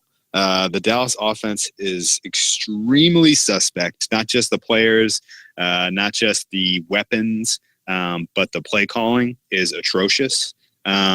Detroit, you would say, spot-wise is not a great spot with them, coming off of, a super important win against New England that kind of read their season. But I think that was actually more of like a momentum-building win than I think of it as a win where they're going to turn around and let down. I like Stafford. I like the way he looked against the Patriots defense. I think Dallas without Sean Lee in this game is going to be susceptible on defense. So I'm backing Stafford to get the outright win here. Money line is plus 144 right now. This feels like a great spot to try to capture some momentum with the Lions against a team that has more questions than answers. Are you a Dallas guy, Gup? Yes. Absolutely. Interesting. Interesting. Yeah, I am, but it's weird because, so I went to the University of Oklahoma and then transferred out to a D2 and started there 4 years. Born and raised in Oklahoma. So, and most people think, well, you're just a homer, you're an OU and Dallas fan. But fortunately or unfortunately, I was in OU Stadium many times as a grade school, high schooler, when there was about 30,000 people and we were getting, Tommy Frazier is beating the crap out of us. And up until Stoops came, I saw much more garbage OU than I did. And same with Dallas. So I was 10 when Dallas was making the three, the triplets were making a big deal. And then now I've gone 25 years of shit, for lack of a better word, for the Cowboys. I mean, it's just been a brutal. That's the right word. Yeah, I mean, it's America's team or whatever, but I've been alive 35 years, and 25 of them, Dallas has been terrible. So, I don't consider myself a bandwagon, but from a pen and paper, a Willie's and Joe's standpoint, Detroit's to play, not even close. From my handicapping historical preference, this is a Dallas game, not even close. So it's one of those where you go, do you deep dive into it and try to really find the answer, or do you just try to find another game on the card? Because everything screams, Dallas is coming off a road butt kicking from Seattle. Detroit has a franchise-making win against, the last 2 decades team of the century, the Patriots. They look great. They're playing great. But Dallas comes back home. It's basically a pick 'em in Vegas' eyes, giving them the 3. And if I'm taking that angle, I would definitely take Dallas just because of the spot. And Dallas can run the ball, can control it. Regression of the mean type of deal says Dallas probably comes out and has a little bit better game. But I think they said, I saw yesterday, this is their top 4 worst points per game through 3 games in the history of the Cowboys. Wow. Yeah, so I think Wow. 13.7 or something like that. And so, like, they just can't move the ball. They just can't. I mean, it's abysmal to watch them, and it's frustrating. And thank God for fantasy football and all that stuff that kind of gets me out of not having to, rely on that for my only means. But I'll stay away. But I like your play. I agree. If you like the Lions here, you take the money line. Forget the points. Go ahead and take them on the line. I like it. Andy, is there a matchup here? Because I'm basing a lot of this really on Sean Lee being out. We've seen the Dallas defense play better than expected through the 3 weeks of the season, only manifest in 1 win against the Giants, but they lose their captain in Sean Lee. Couple other pieces that I'm not particularly impressed by, and I like some of the matchups with the Detroit offense against Dallas's defense. I like the emergence of Kerryon Johnson for Detroit. Are there any matchups in this game that go the other way that I'm not seeing in loving Detroit?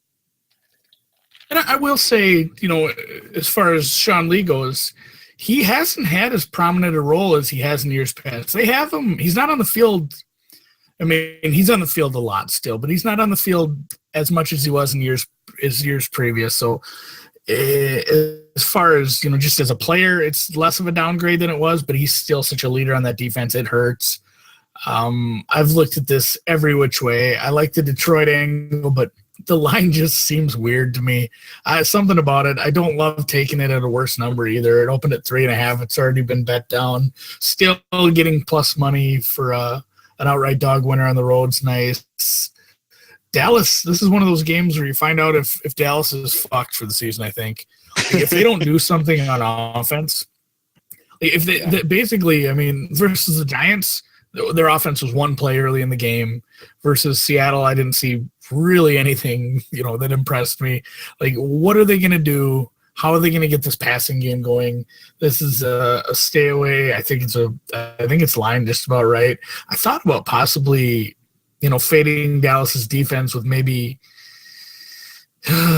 some, Detroit team total over, Dallas team total under, or the under just feels too obvious as far as, it's just been pounding Dallas unders all years and it's been working. But I really, right. I like Dallas before the year. I took him to win the division at like 450 or 500. And boy, what a disappointment this offense has been with some nice pieces. They don't have the receivers right now. And if they don't figure it out, they probably will lose this game at home. Yeah, I'd caution on the team total over definitely, because if you look at the teams that play Dallas, their plus minus snap count versus Dallas, and then their other games, there's a huge discrepancy because the way that Dallas tries to drag the game out and slow it down. So I could see Detroit not getting as many at-bats, if you will, that they normally would if Dallas can try to play their game plan. And the Sean Lee deal is definitely, last year Sean Lee's out. You fade Dallas 100%. So, I'd go back to, if I'm going to play it, I definitely am on the side of the money line there at the plus 144. Yeah, you make a great point also about not looking for an over here. Detroit's red zone has been pretty pathetic. They've had a lot of opportunities that they haven't been able to cash in on, most notably the game against the Jets. They left a lot of points on the board. They left points on the board against the Patriots, even winning 26-10. They've got some real nice receivers, but they need to figure out their offense a little bit too here. Yeah, I think this is a battle of two pretty inept. The total might be a smidge higher. Yeah, it's Jim Bob Cooter, and they need to both of these teams need to upgrade their offensive coordinators if they expect to compete in this league at this point. Let's talk about Jets Jacksonville real briefly. Couldn't make an angle on this game. We see a line open way shorter than it was expected. The look ahead preseason was minus 9.5. After the Jacksonville Jaguars pull off the upset against the Patriots week 2, the look ahead was like 10. Ends up opening at 8.5. Promptly gets bet down to 7.5. So there is an appetite here to fade Blake Bortles and the Jacksonville Jaguars that they anticipated, and they still couldn't stay ahead of it. I'm surprised by that a little bit because this looks like an absolutely disastrous matchup for Sam Darnold against a ball-hawking, good pass-defending defense in the Jacksonville Jaguars. Jags have been home a bunch early this season. Jets are on the road for their second straight week, although they are coming off a Thursday Night Football, so they got a little extra rest. Andy, is there an angle on this one, or is this an easy skip? Oh boy, does this fit some of my likes for making a teaser play. If it's sitting at 7.5, 8, because I do like to play my teasers closer to Sunday when we're looking at that closing line, I'm going to tease Jacksonville down at home. Young quarterback coming in, tough defense, low total, which is also a nice thing when you're playing teasers. Low total, less variance. So you can give me Jacksonville -2 as a teaser leg, -1.5, something along those lines. I'm gonna gobble that up. Interesting. Moving down the card, we got Buccaneers Bears. Bucks coming off a short week playing Monday Night Football. Bears in the friendly confines of Soldier Field. I'm capping this one 23-20. I'm lining up an underplay on this. I know Ryan Fitzpatrick has been, absolutely burying yards and points and winning DFS for all kinds of people out there. But I can't help but get involved in an under 46 in Soldier Field on this field that traditionally plays slow. I like the matchup of the Tampa Bay's run stopping against the principal Bears offensive attack in their run game.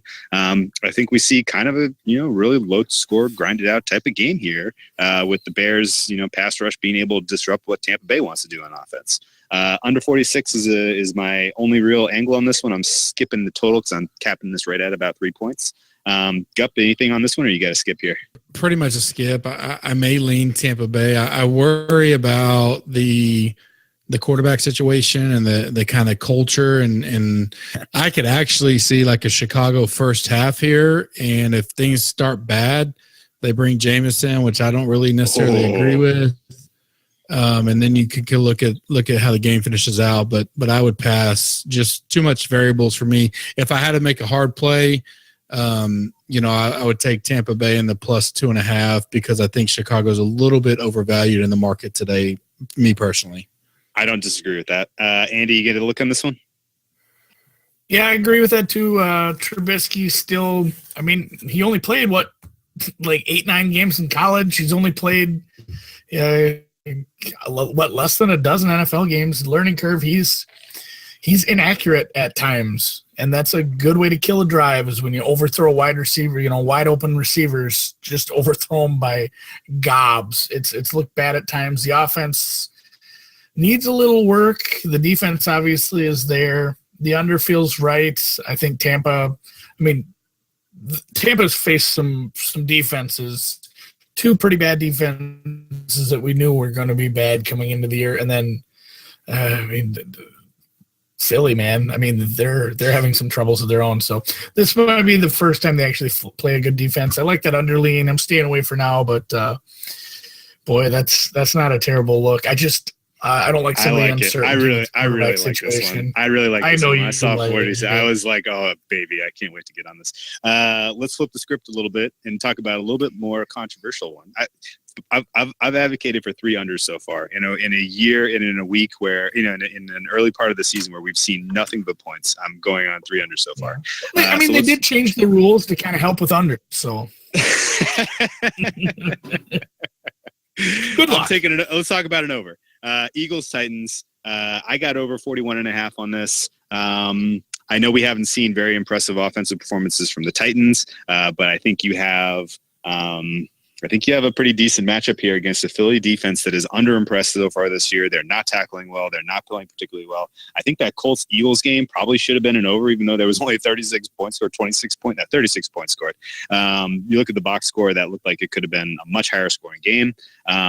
I'm going to take the Eagles and Wentz and company starting to click a little bit. Wentz's second game back, a little less jitters, maybe a little bit higher efficiency. I'm capping this one at 24-20, and that's not that's making no adjustments for for situations or anything like that. Which if I'm looking for 44 points on the first crack and the total is 41.5, I'm into that pretty much every time. Philadelphia here got a real soft landing to start the season. I don't know what they did to get such an easy start out here. But coming in trying to get their 3rd win and establish themselves as at the top of the NFC East before they play Minnesota next week. Andy, did I do something dumb betting an over in the lowest total, one of the lower totals on the board? No, I don't. I think you're probably right. It's sitting a touch low. Nothing. Boy, I have a lot of skips this week. I wanted to play Philly, but I didn't think they'd open it. It got hit. Philly got hit right away. It was 3, kind of opened, shot up to 4. I'm still wondering if we won't see some Tennessee money to come in. Oh, Tennessee kind of coming off a rough and tumble game. It didn't look like that much of an exciting game, but that was a nice spot. It might be a flat spot even at home, and Philly needs to get right. And I think you hit on it. Wentz with another week under his belt. If he can start to move around a little more, Philly can score. It wouldn't surprise me if Philly scored 28-31 in this one. I lean Philly. Haven't bet anything yet.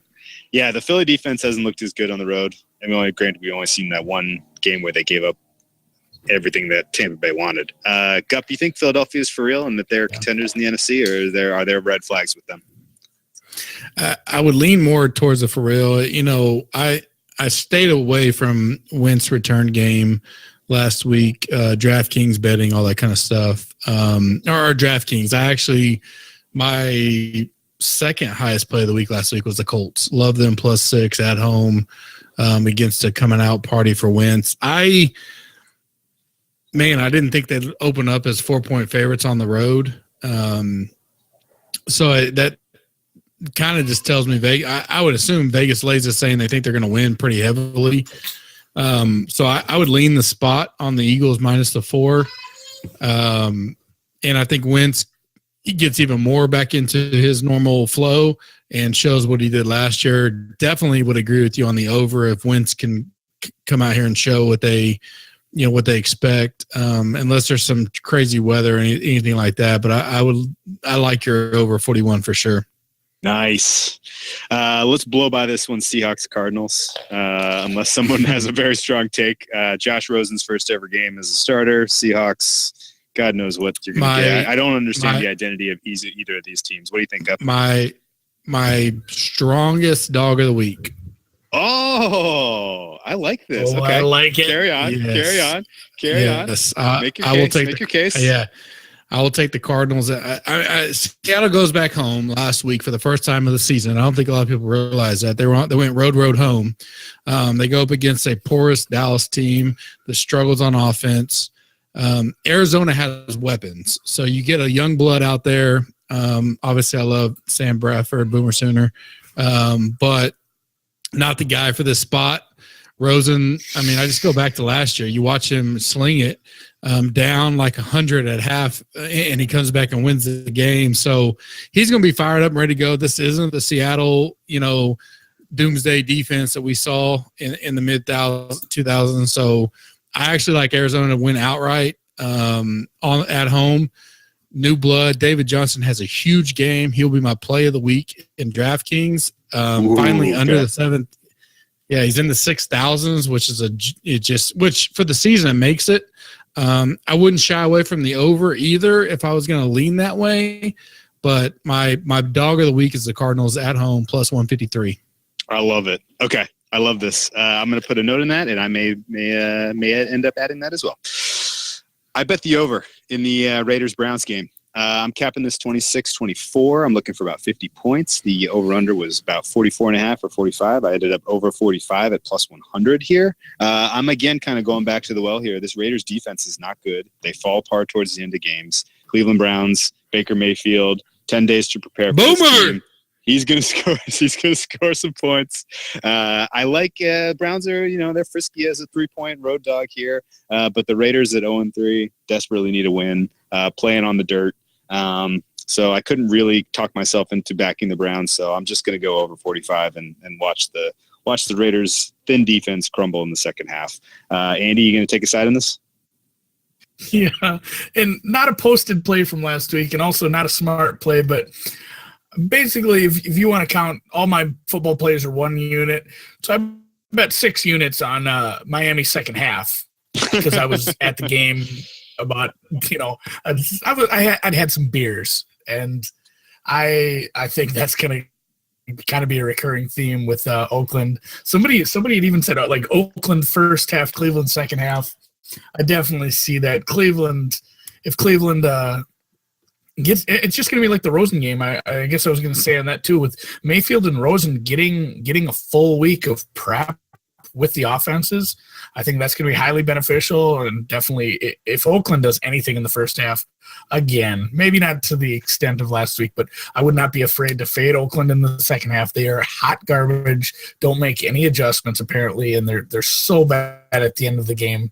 So yeah, Cleveland second half, Cleveland fourth quarter, Cleveland anything late, and yeah, it does seem like maybe a little bit of a letdown game after they get their first win in forever. But ideally, Oakland's up by a touchdown or two at half, and I can just pound Cleveland.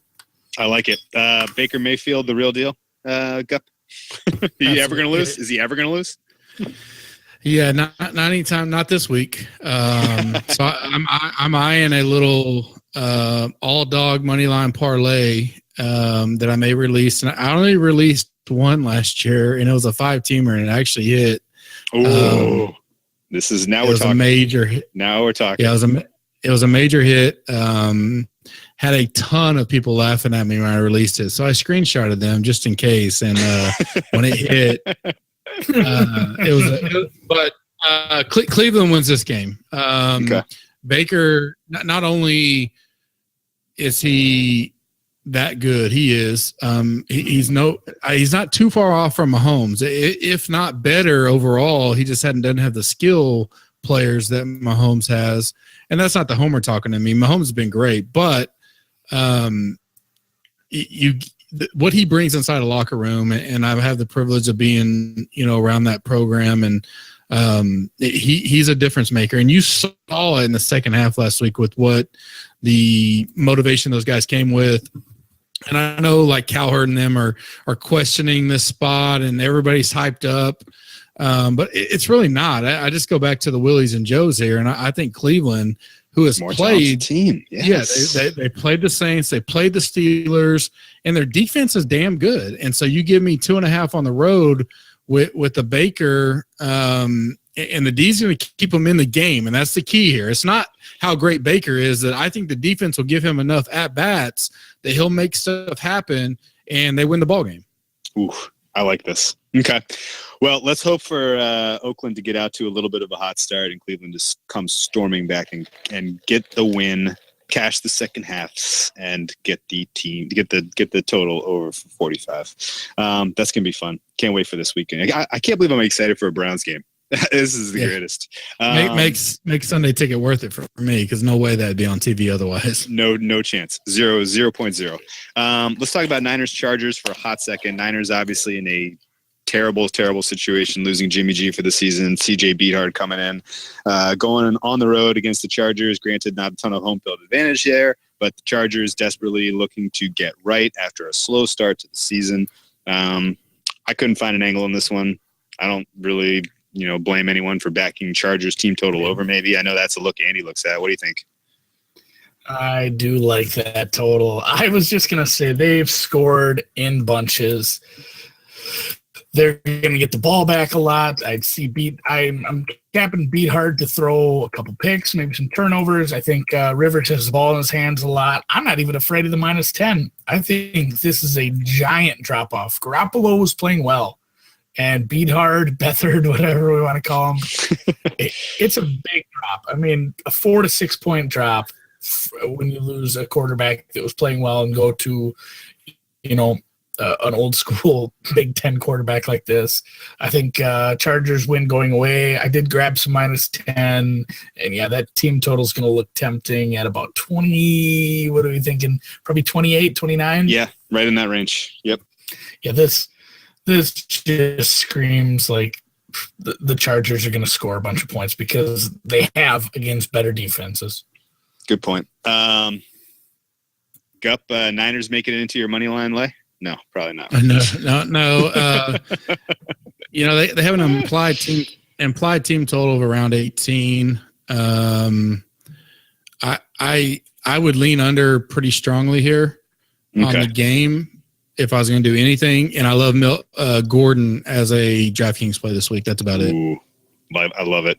Let's talk Saints Giants real quick. We're rifling through these. I couldn't find a play here. I capped this right on the total at 50.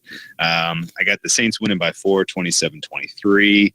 The fact that it's outside, the fact that it's in the Meadowlands, the fact that Drew Brees plays less well on the road are all factors I considered, and I still couldn't talk myself into backing the under here. This is a weird one. Saints kind of got right in a hurry, scoring 43 and getting points every time they needed it against the Falcons. The Saints offense is playing out of this world. It's tough to say. You can look at the metrics, you can scratch your head, but what the Saints, Chiefs, and Rams are doing on offense so far this season is out of this world.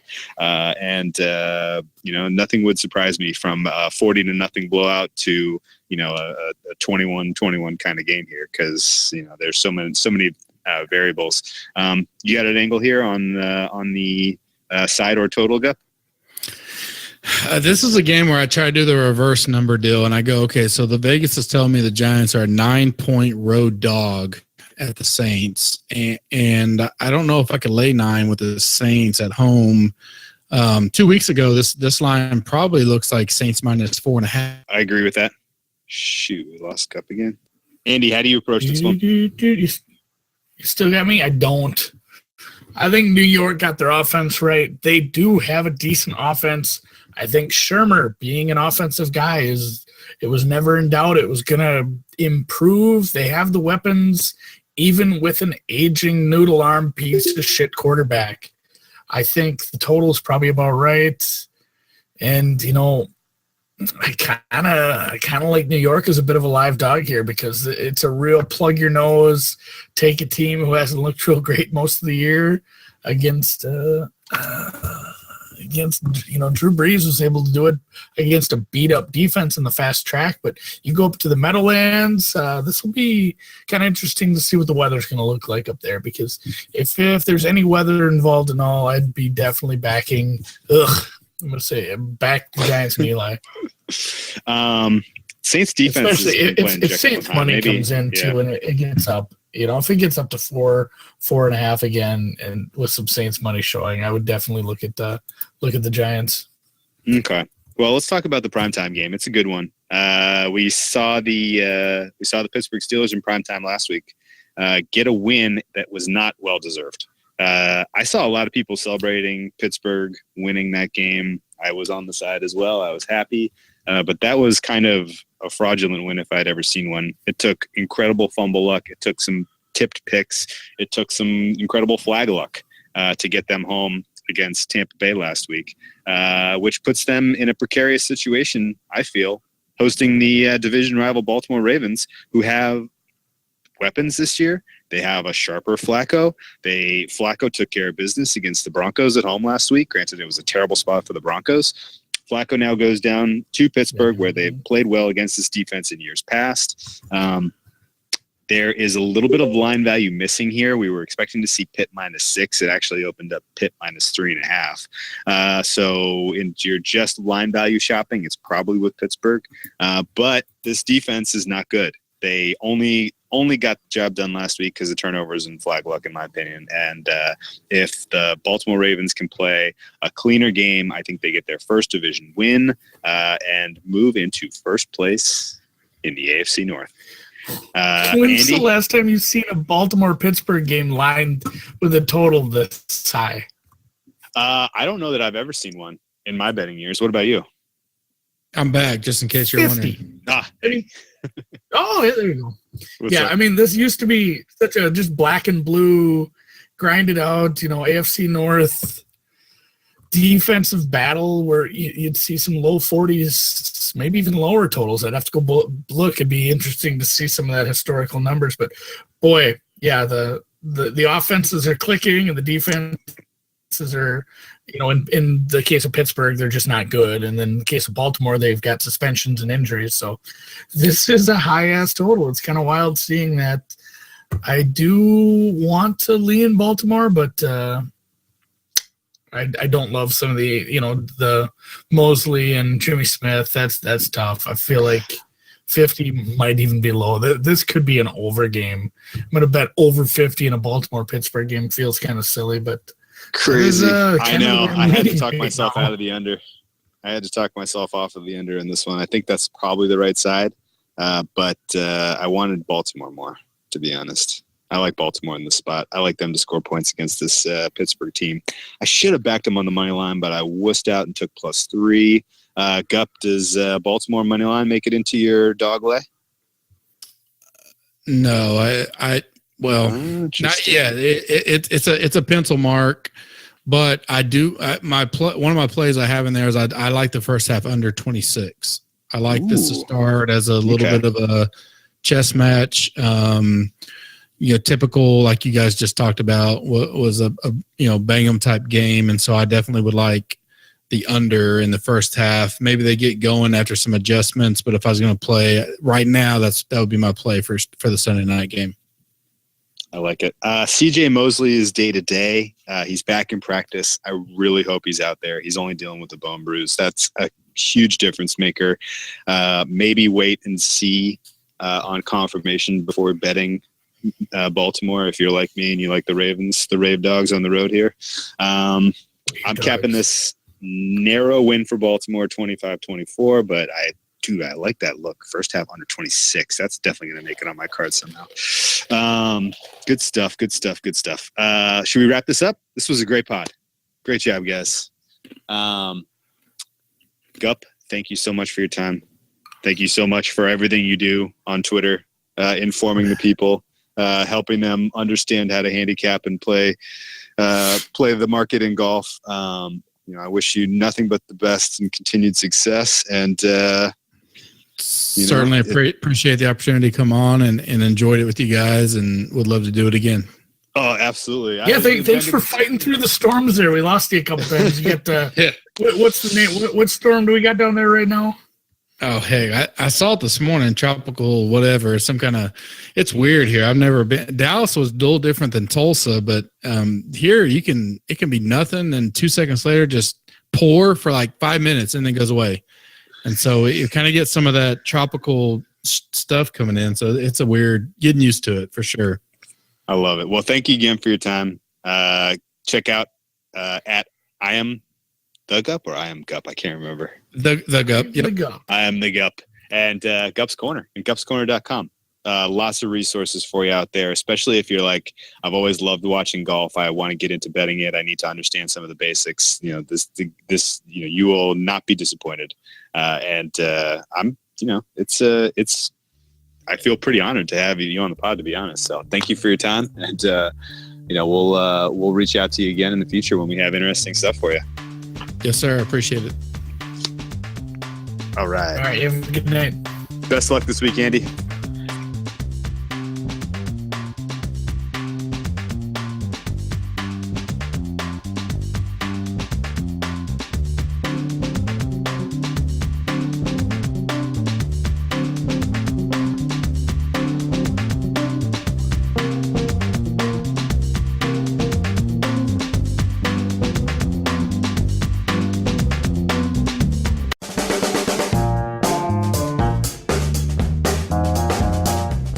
Welcome, everybody, to the MMQB Gambling Podcast.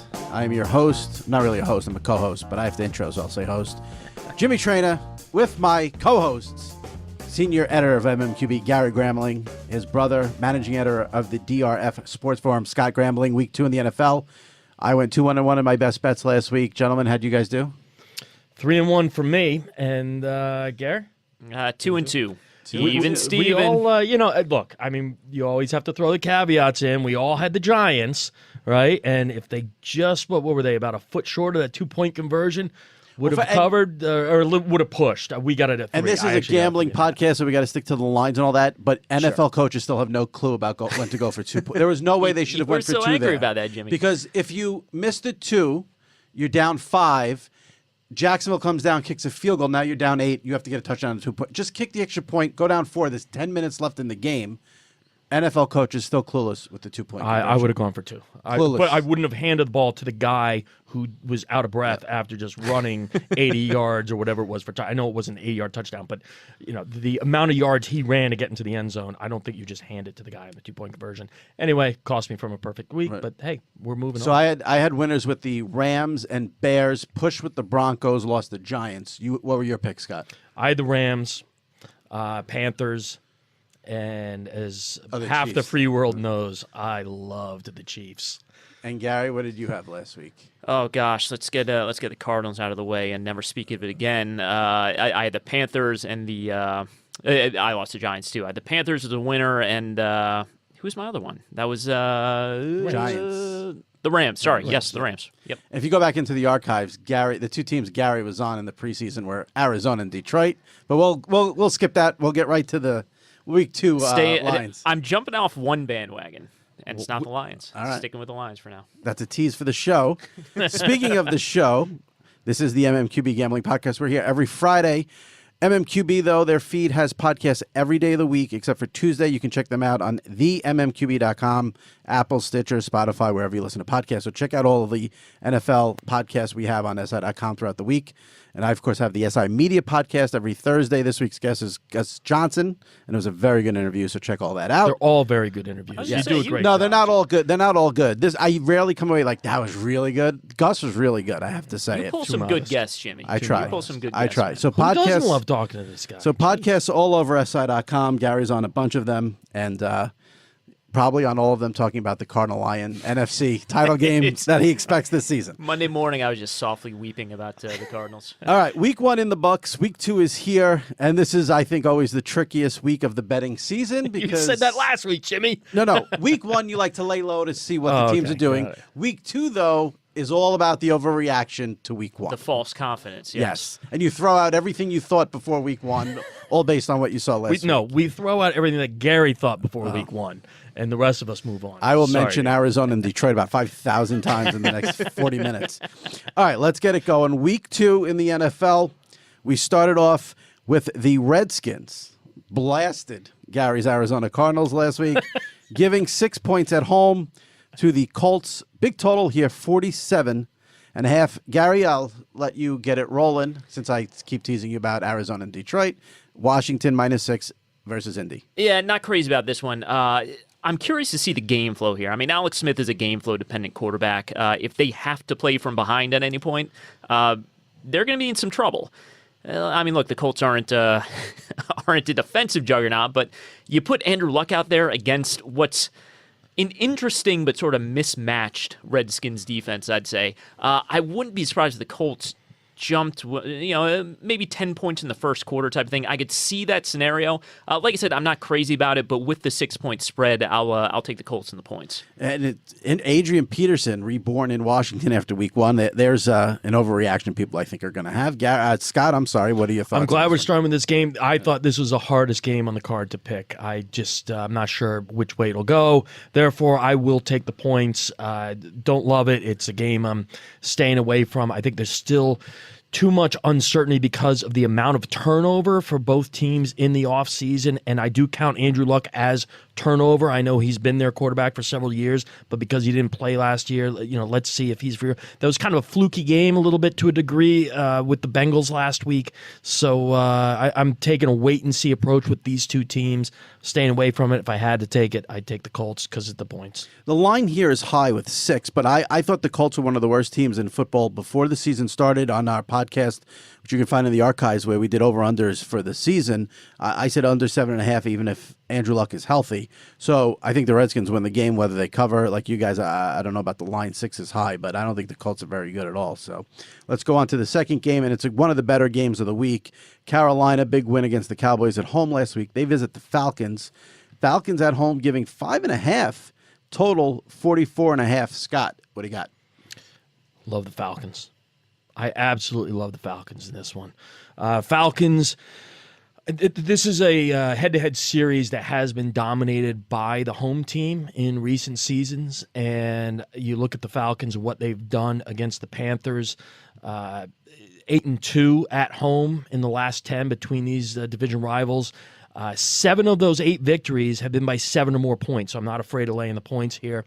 That includes victories by 15 and by 12 the last 2 seasons. I know I was all over the Panthers last week, and I was all over the Panthers last week because of the matchup, because the weakness of the Panthers is their secondary. We talked about it on the show last week.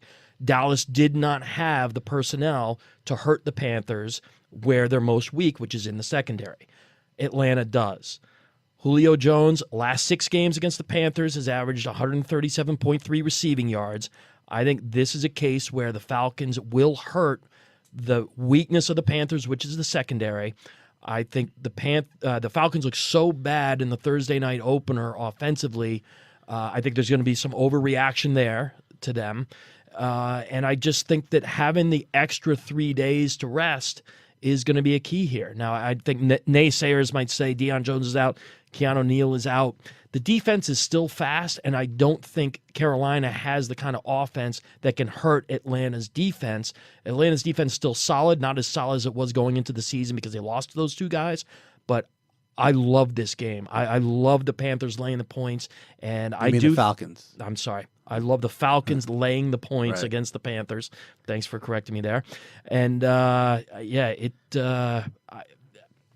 just think it's a great pick, and I also do like when it all matches up. Taking in week 2, an 0-1 team going against a 1-0 team, and this matches up here. Falcons are the better team. They perform better at home in recent years against the Panthers. There's just so many reasons to back the Falcons in this one. Gary? Yeah, I actually I had the Falcons until Deion Jones went down. I switched over to the Panthers. So you're gonna say I had the Falcons until I just heard all that. Now I'm switching over. No. I'm going Carolina here. Those injuries terrify me. Deion Jones and Keanu Neal. I mean, that is essentially the heart of your defense, especially your run defense with the undersized defensive line they have there. Panthers want to run the ball.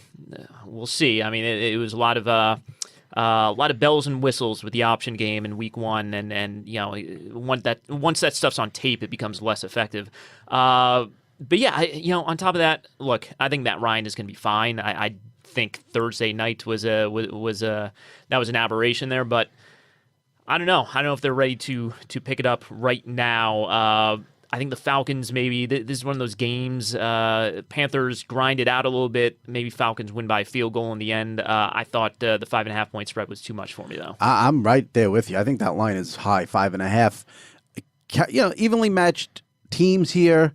Would I bet this game? You'll have to wait for the best bets, but I love getting 5.5 with a good Carolina team. And I'm at the point now where I might bet against the Falcons just based on their offensive coordinator, because Steve Sarkisian is completely lost now in the red zone. He had a year to fix it and didn't fix it, as we saw in the opener against the Eagles. You guys are going to regret this. I'm just telling you. No, I didn't say I was betting it. Right. I'm just No, saying. you're going to regret not betting it the way that you should be betting. Story of my life. I was just saying the two guys the Falcons have replacing Jones and Neal. I mean, they are incredibly small. They are they're sub package all the time now. Panthers want to go big. They want to try and ram it down your throat. So we'll big. see. Yeah. That's a tall order for Duke Riley and DeMonte Casey, who's a 180-pound strong safety. All right, next game on the board. I don't know if our producer extraordinaire Harry can play the trumpets.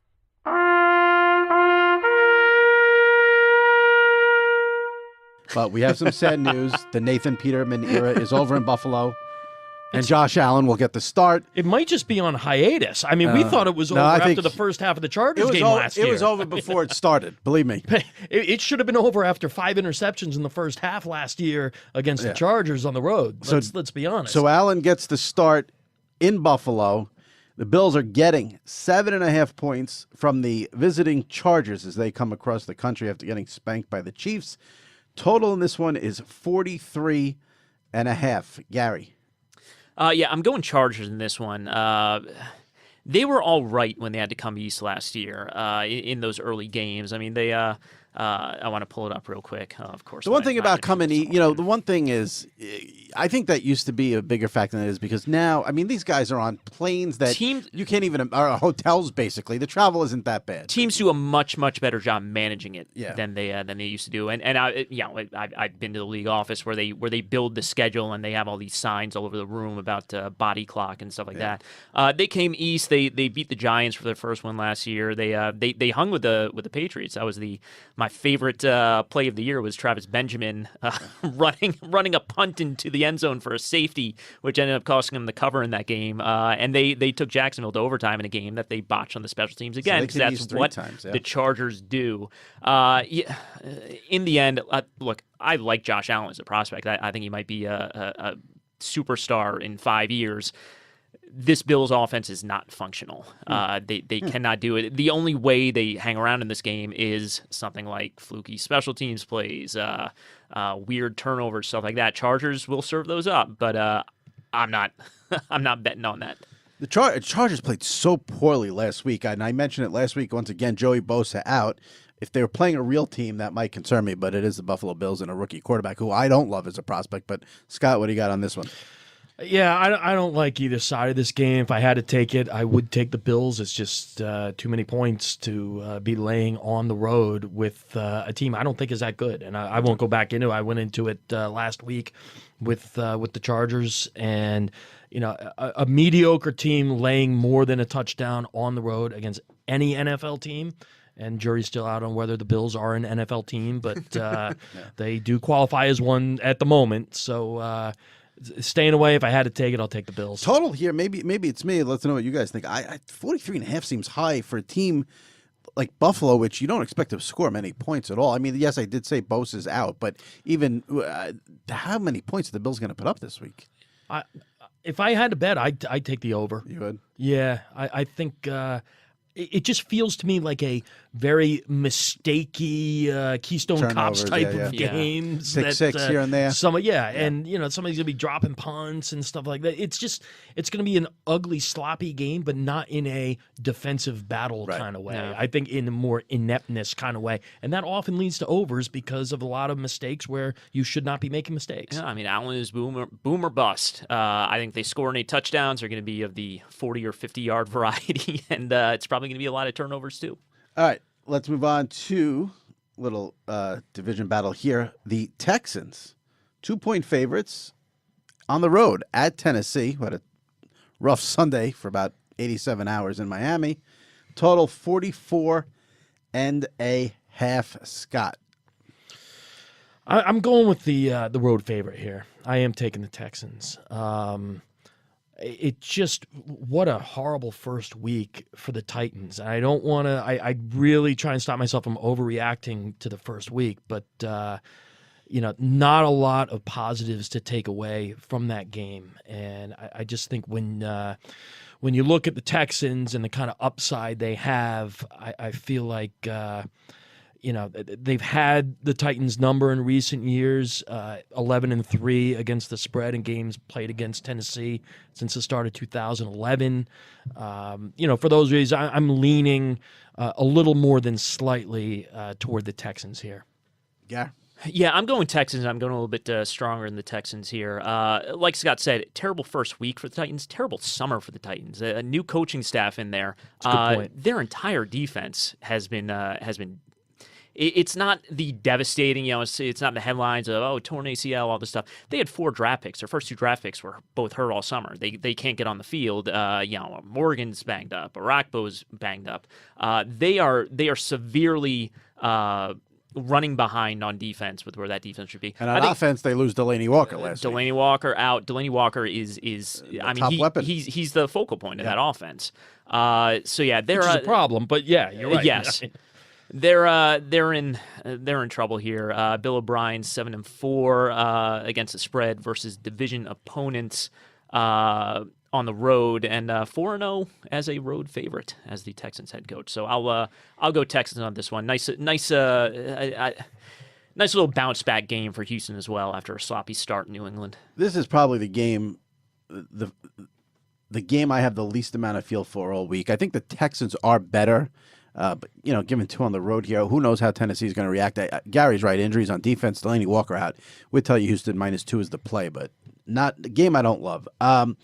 This game is very interesting to me. I think it definitely will be one of the more fun games Sunday afternoon. Chiefs with that high-powered offense. And I know Scott's chomping at the bit, but I'm going to drag this out. Keep him waiting. The Chiefs, a juggernaut, visiting the Steelers, who come off that tie with the Browns. Steelers -4.5, big total, 53. I'll tell you right now, I'm betting the over. Scott, we'll let you get it rolling because the Chiefs are your team. Go ahead. Chiefs are my team. I don't love this spot, though. I really don't like this spot. I feel like back-to-back road games is a tough spot.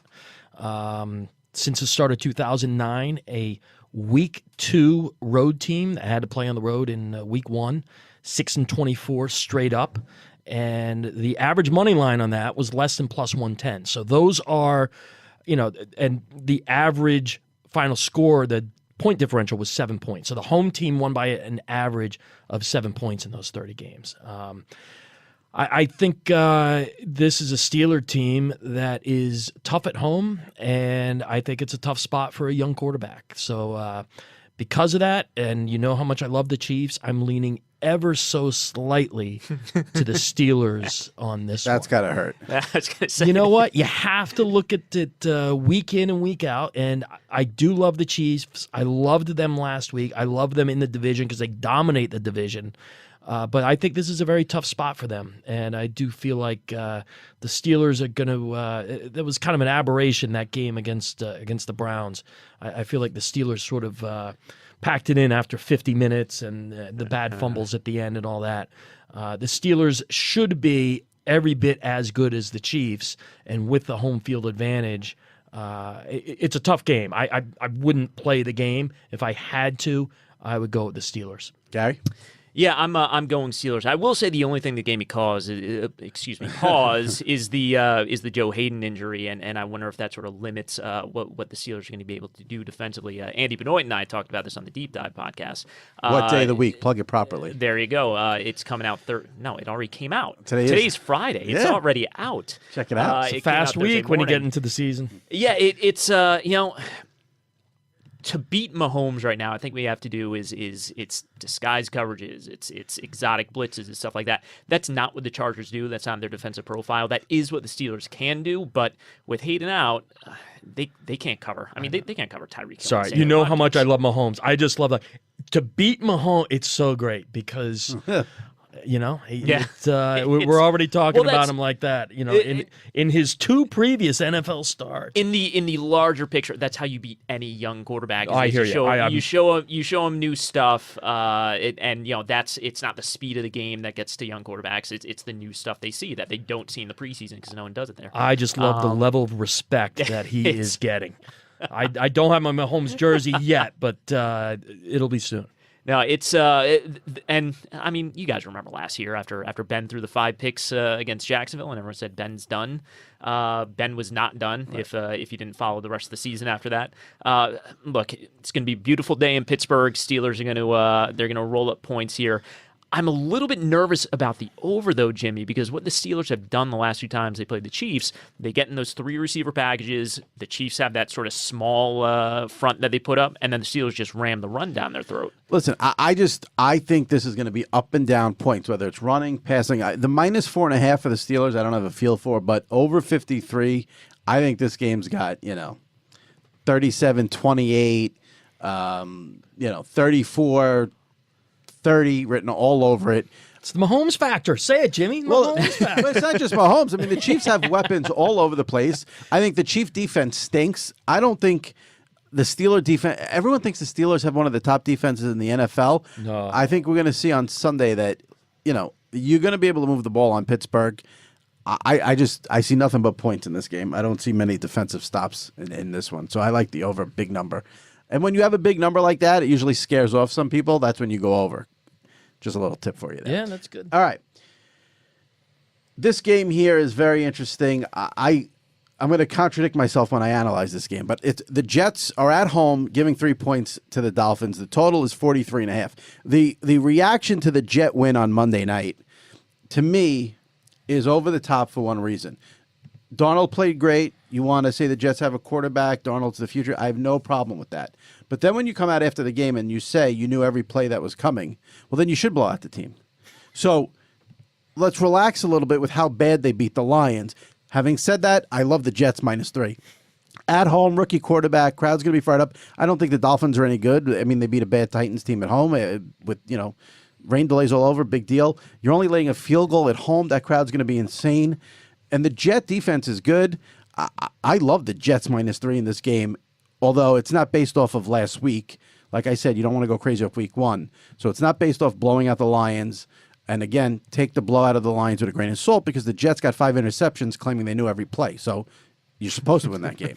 So I'm all over the Jets here. Scott? I like the Jets here. I don't love the Jets. I don't like them as much as you here, Jimmy. I just... and for the reasons you pointed out, I don't know what to read into that first game. It's almost like once you start hearing we knew the plays, it's like, all right, I guess I have to wait to see if this team really is any good. I do think that they are a field goal better at home than the Dolphins, right. And for that reason. For Darnold to play the way he did after that pick 6, on the road showed me something. Crowell ran the ball very well. I think he's been an underrated back his whole career. So I do like the offense there. Don't get me wrong. Absolutely. Interestingly, there are some books, mostly offshore, that will open the line before the Monday night game is played. Okay. And it was opening there at Dolphins by 1.5. Right. I saw Dolphins -1 initially on that. Yeah. So, just the line is where it should be. Yeah. I think without question. Yeah, the but Dolphins it's are just not kind a of better interesting. team than the Jets. No. So the no, they're not. They're not. Yeah. And I think we can leave it at that, and that's why I'm leaning Jets. No, I mean But that being said, I don't think anybody here would be shocked if we're sitting here next week and recounting a Jets Dolphins game that the Dolphins won 24-16. No, I'm not saying that's my prediction. I was going to say, hopefully we won't be doing that. That would be a terrible podcast. I'm leaning Dolphins on this one, and not strongly. I was hoping this line would keep on growing in the Jets' favor. So the 3 is a little bit, that'll make me standoffish. But Adam Gase is my co-pilot in life. Gase is the kind of guy who keeps these designer plays in his back pocket, and if you're going to break any out, this is the game, like we talked about during the preseason. This is the battle for second place in the AFC. Excuse me, AFC East, not the AFC. Sure, that'd be great if CBS fills it that way. What a selling point! It is. What a selling point.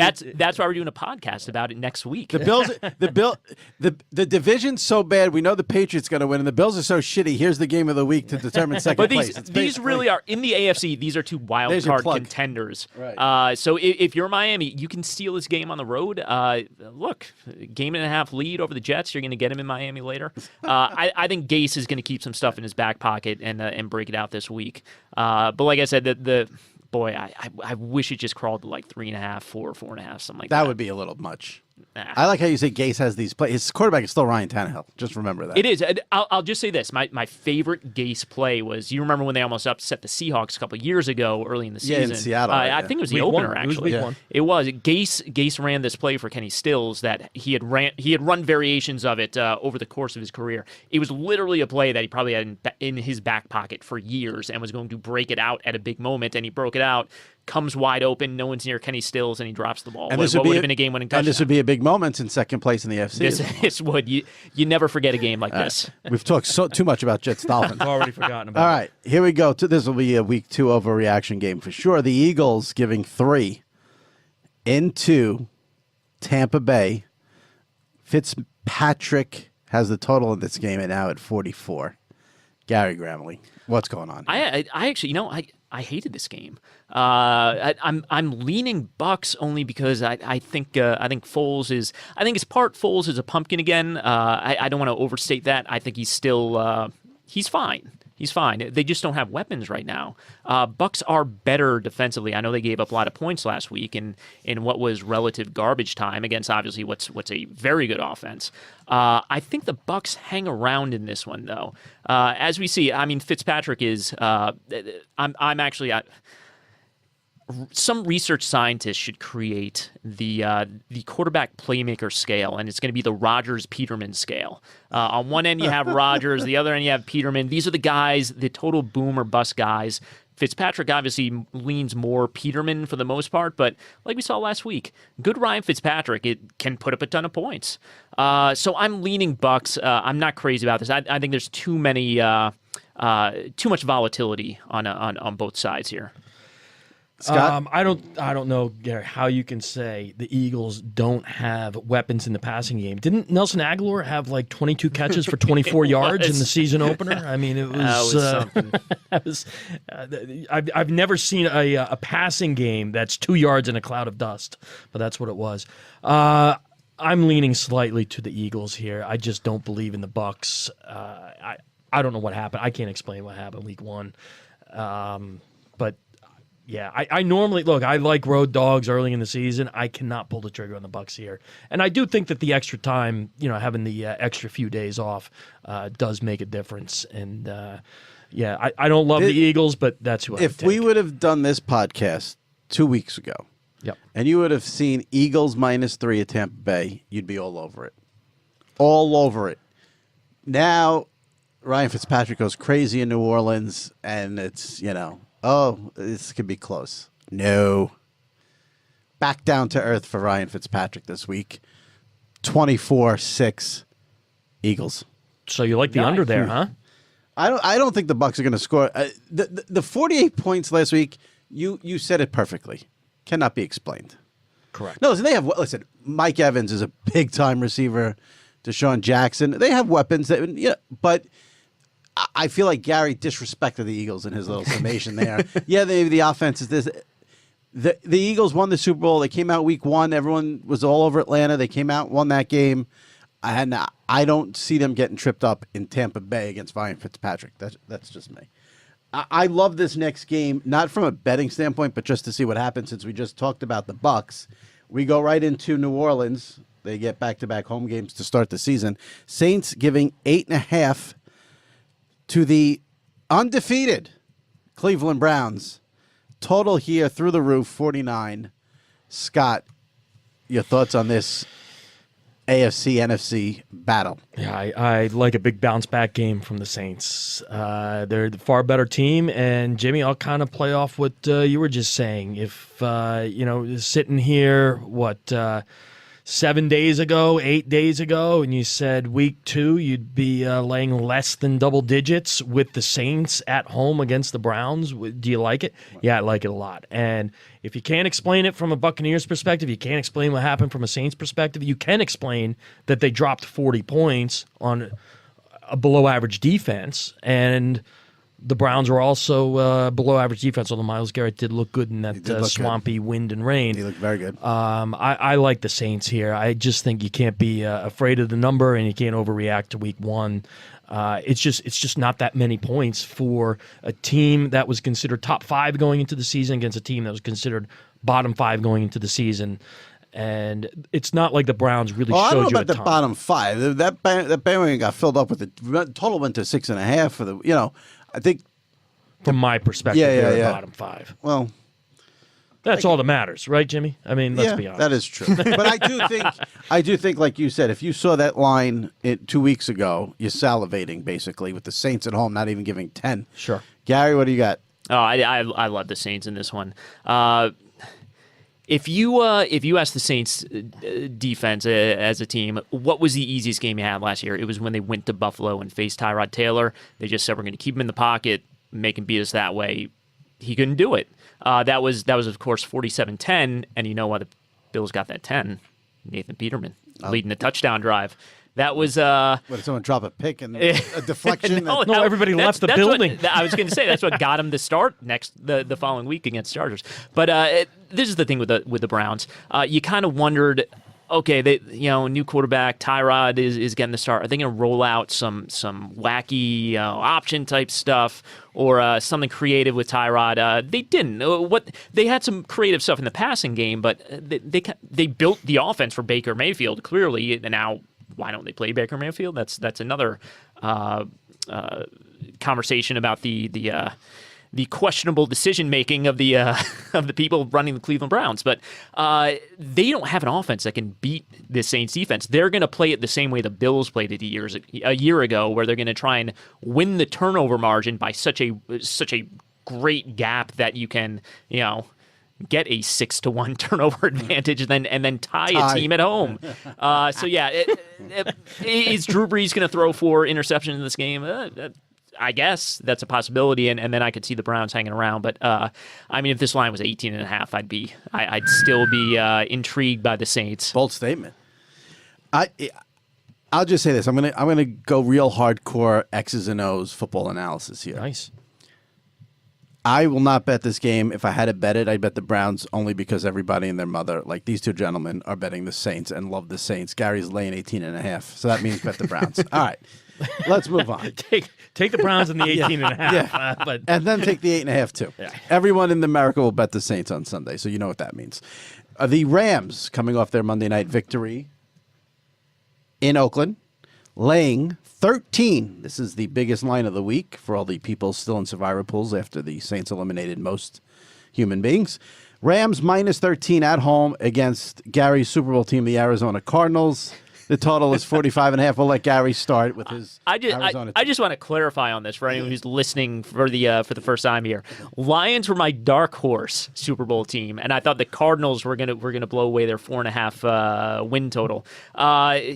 And I am kind of rethinking that, but I am going Cardinals. I'm going Cardinals in this one as sticking around. I mean, look, division opponents, Rams coming off the late Monday nighter. I can see in your face you're struggling to even come up to the reasons why to pick the I will say, and we're going to talk about the Lions in a little bit, but the Cardinals I thought were the most disappointing team of Week 1. They didn't show up, and that is terrifying with the new coach there and all that. So I fear for my Cardinals win total life there. But yeah, division opponents, Rams playing the late Monday game. I think the Cardinals can stick around in this one. That's the nicest thing I can say about them. So that's why I'm taking the 13 I have a points. feeling if they don't stick around, we'll never hear you pick the Cardinals the rest of the season. I'm taking the points here too. I don't have a ton to say on this. I just think it's a lot of points. Team coming off the late Monday night game, and I think there's some Week 1 overreaction a little bit to the spread here. I think that when you look at the way these teams, divisional rivals.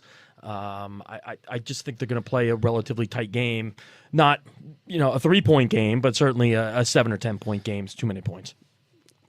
The Rams are basically put up 50 here, but I'll get to that when we get to best bets. All right, here's one. We'll go right back to Gary's adopted teams this year. Mm-hmm. San Francisco 49ers, Jimmy G, rough Week 1 against the Vikings. -6 at home to the Lions. Total here, 47.5. Hopefully the Lions will not be letting Jimmy G know which players are coming. Gary? I was going to say, Matthew Stafford, that's what it was with the plays. Matthew Stafford had some tells at the line of scrimmage. That's how the Jets caught on there. Let's see if the 49ers will they can fix that this week? But Matt Patricia get his pencil out of his ear and fix the play calls? Yeah, that pencil on the laminated play sheet will have all the answers. In all seriousness, 6 is big. Six, a little bit of a large 6 is a line. big number. I'm going Detroit in this one. I'm going to tamp down the confidence in my Detroit Lions at this point, but I'm going Detroit in this one. When it comes down to it, 49ers banged up on offense. Jimmy was fine. He was not Jimmy of last year. He's missing a little bit high and wide a little bit.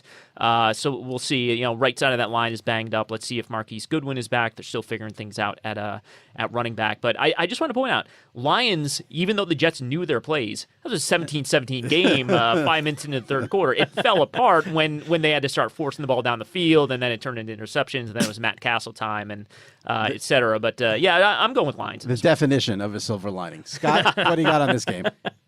I'm taking the Lions as well. I'm don't love it. Kind of like it. I'm sort of in between there. I think it's too many points. I don't think the Lions are as bad as they showed.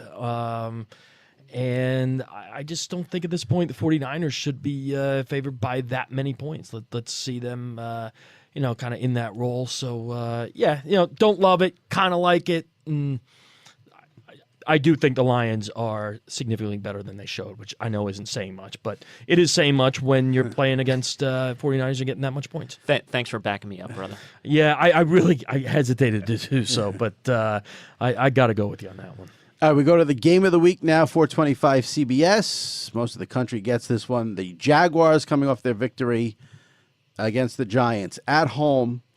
They are getting a point from the New England Patriots. Total 45.5. I would assume the boys here have plenty to say about this one. Scott, take it away.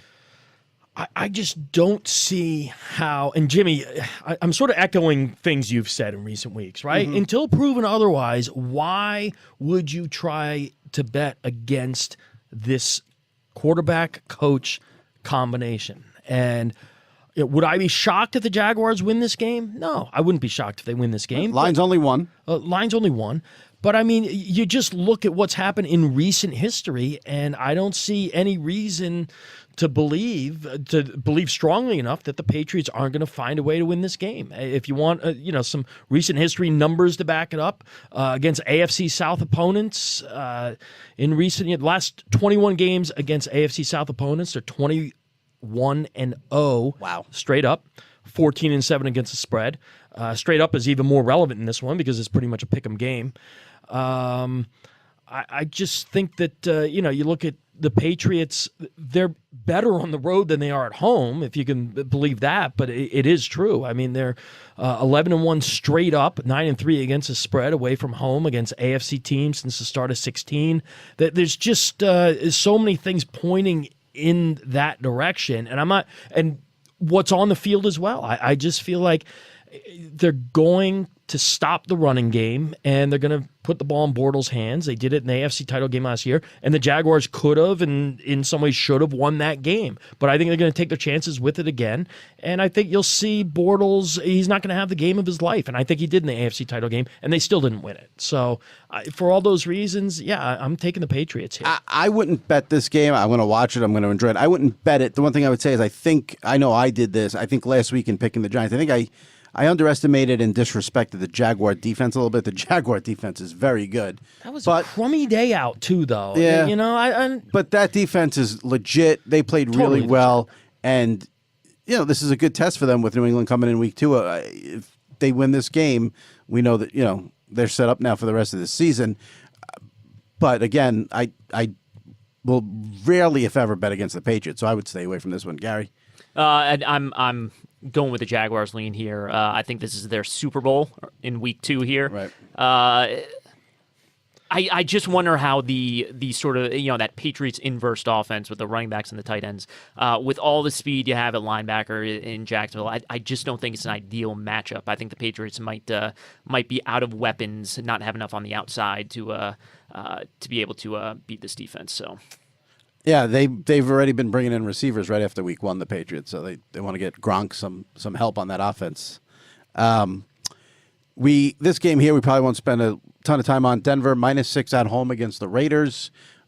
Disastrous opener for John Gruden. In Oakland, big line though, 6.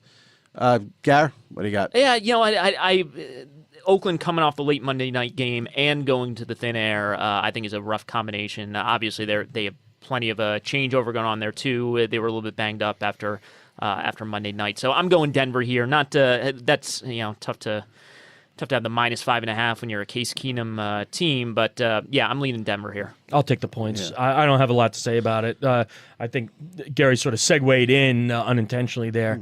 I'm not laying that many points with Case Keenum in a team that's I'm still trying to figure out really what they have. Yeah, and the total here is 46, which I think is pretty high, but Denver defense is good. It's an underplay for me too with Case Keenum, but again, we'll be watching Patriots-Jaguars at this time probably. Sunday night, NBC, Cowboys giving a field goal to the Giants. We all picked the Giants last week. Let's see who's going to jump off the bandwagon. We start with Scott. I'm still on the bandwagon, and I'm really. It's more that I'm still on the anti-Cowboys bandwagon. Yeah, you did well last week picking the Panthers. To be quite honest, I just think that right now, the Giants are as good a team, if not better, than the Cowboys. The Cowboys have serious issues, and again, I normally don't read a lot into what happens in the preseason, but we started to see signs of it, and with that offensive line banged up, I just think that. It's just way too risky to take the Cowboys here. So I am, I like the Giants in this spot. Can't say I love them because there's still, but I like the Giants. Gary? No, I complete agreement there. I'm going Giants on this one. Like we said, Giants, they can stop the run. They can't rush the passer. They can't necessarily cover for a long time, but it's not a problem when you're facing this Cowboys team. Here we go again, because I like the Giants too. Like I said, I'm not going to let week 1 scare me. I think the Giants got did in by a very, very good defense. Yeah. The Cowboys don't have a very, very good defense. Giants aren't good on the offensive line, but the Jaguars are unbelievably good on the defensive line. And one thing, I thought Eli played well, and the Giants usually do well in Dallas. That they don't get scared by going into Dallas, so I like the Giants here. And then the week wraps up Monday night with the Bears of the heartbreaker Sunday night, giving 3 points at home. Games in Chicago. They're giving 3 to the Seahawks. Total here 43.5. Gary. Yeah, I think I'm going to be a lone wolf on this one. I have Seattle in this one. I'm just not buying on the Bears yet. I think they're still working on what they have defensively. Roquan Smith, all of a sudden, they tried to play him for the entire second half last week. It didn't work out so well. Khalil Mack is still being sort of eased in there.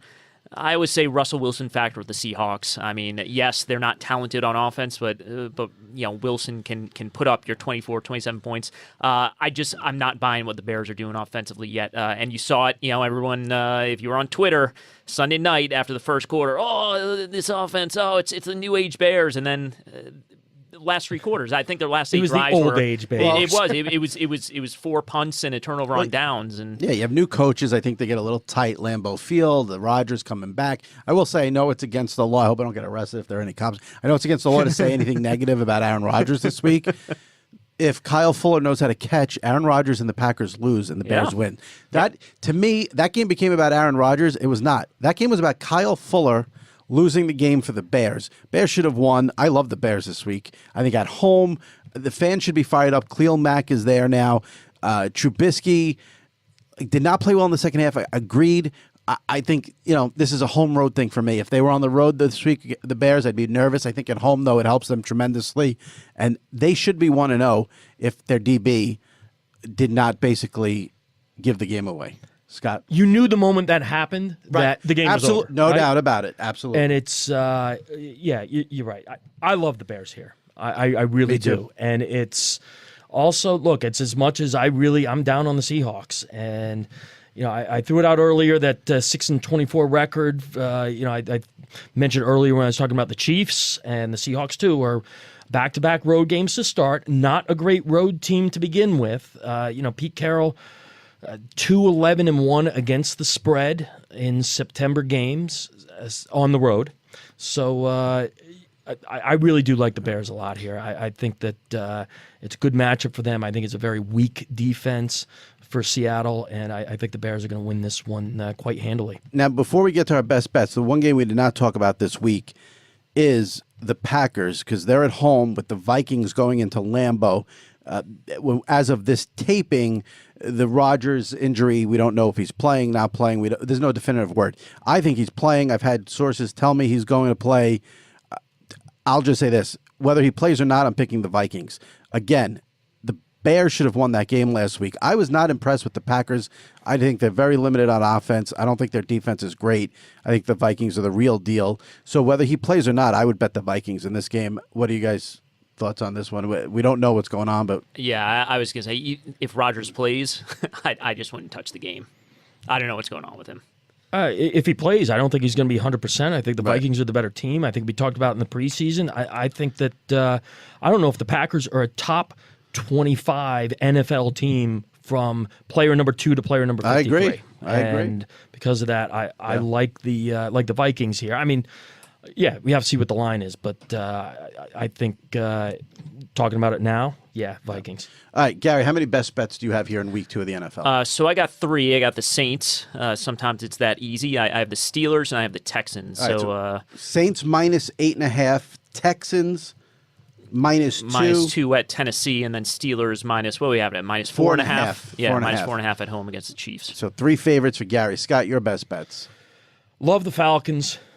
And I love the Bears. I would say that those are the ones I'm most confident about. So Falcons minus 5.5 at home against Carolina, and the Bears minus 3 at home against the Seahawks. That's correct. Those are your 2 best bets for the week. Those are the 2 I'm going with. I got a slew this week, which is ridiculous for week 2, but I love the Jets minus 3. I love the Jets minus 3 at home against the Dolphins. Eagles minus 3 on the road at Tampa Bay. Sorry, Ryan Fitzpatrick, not happening again. Love the Rams minus 13 against the Cardinals. That's got 38-10 written all over it. And I love the Bears minus the 3 against the Seahawks. So those are our best bets for week 2. And enjoy the games. New England, Jacksonville, 4:25 Sunday. I'm sure everyone will be tuned in. And decent primetime games with Giants, Dallas, and Seahawks, Bears. We will see you next week right here on the MMQB Gambling Podcast.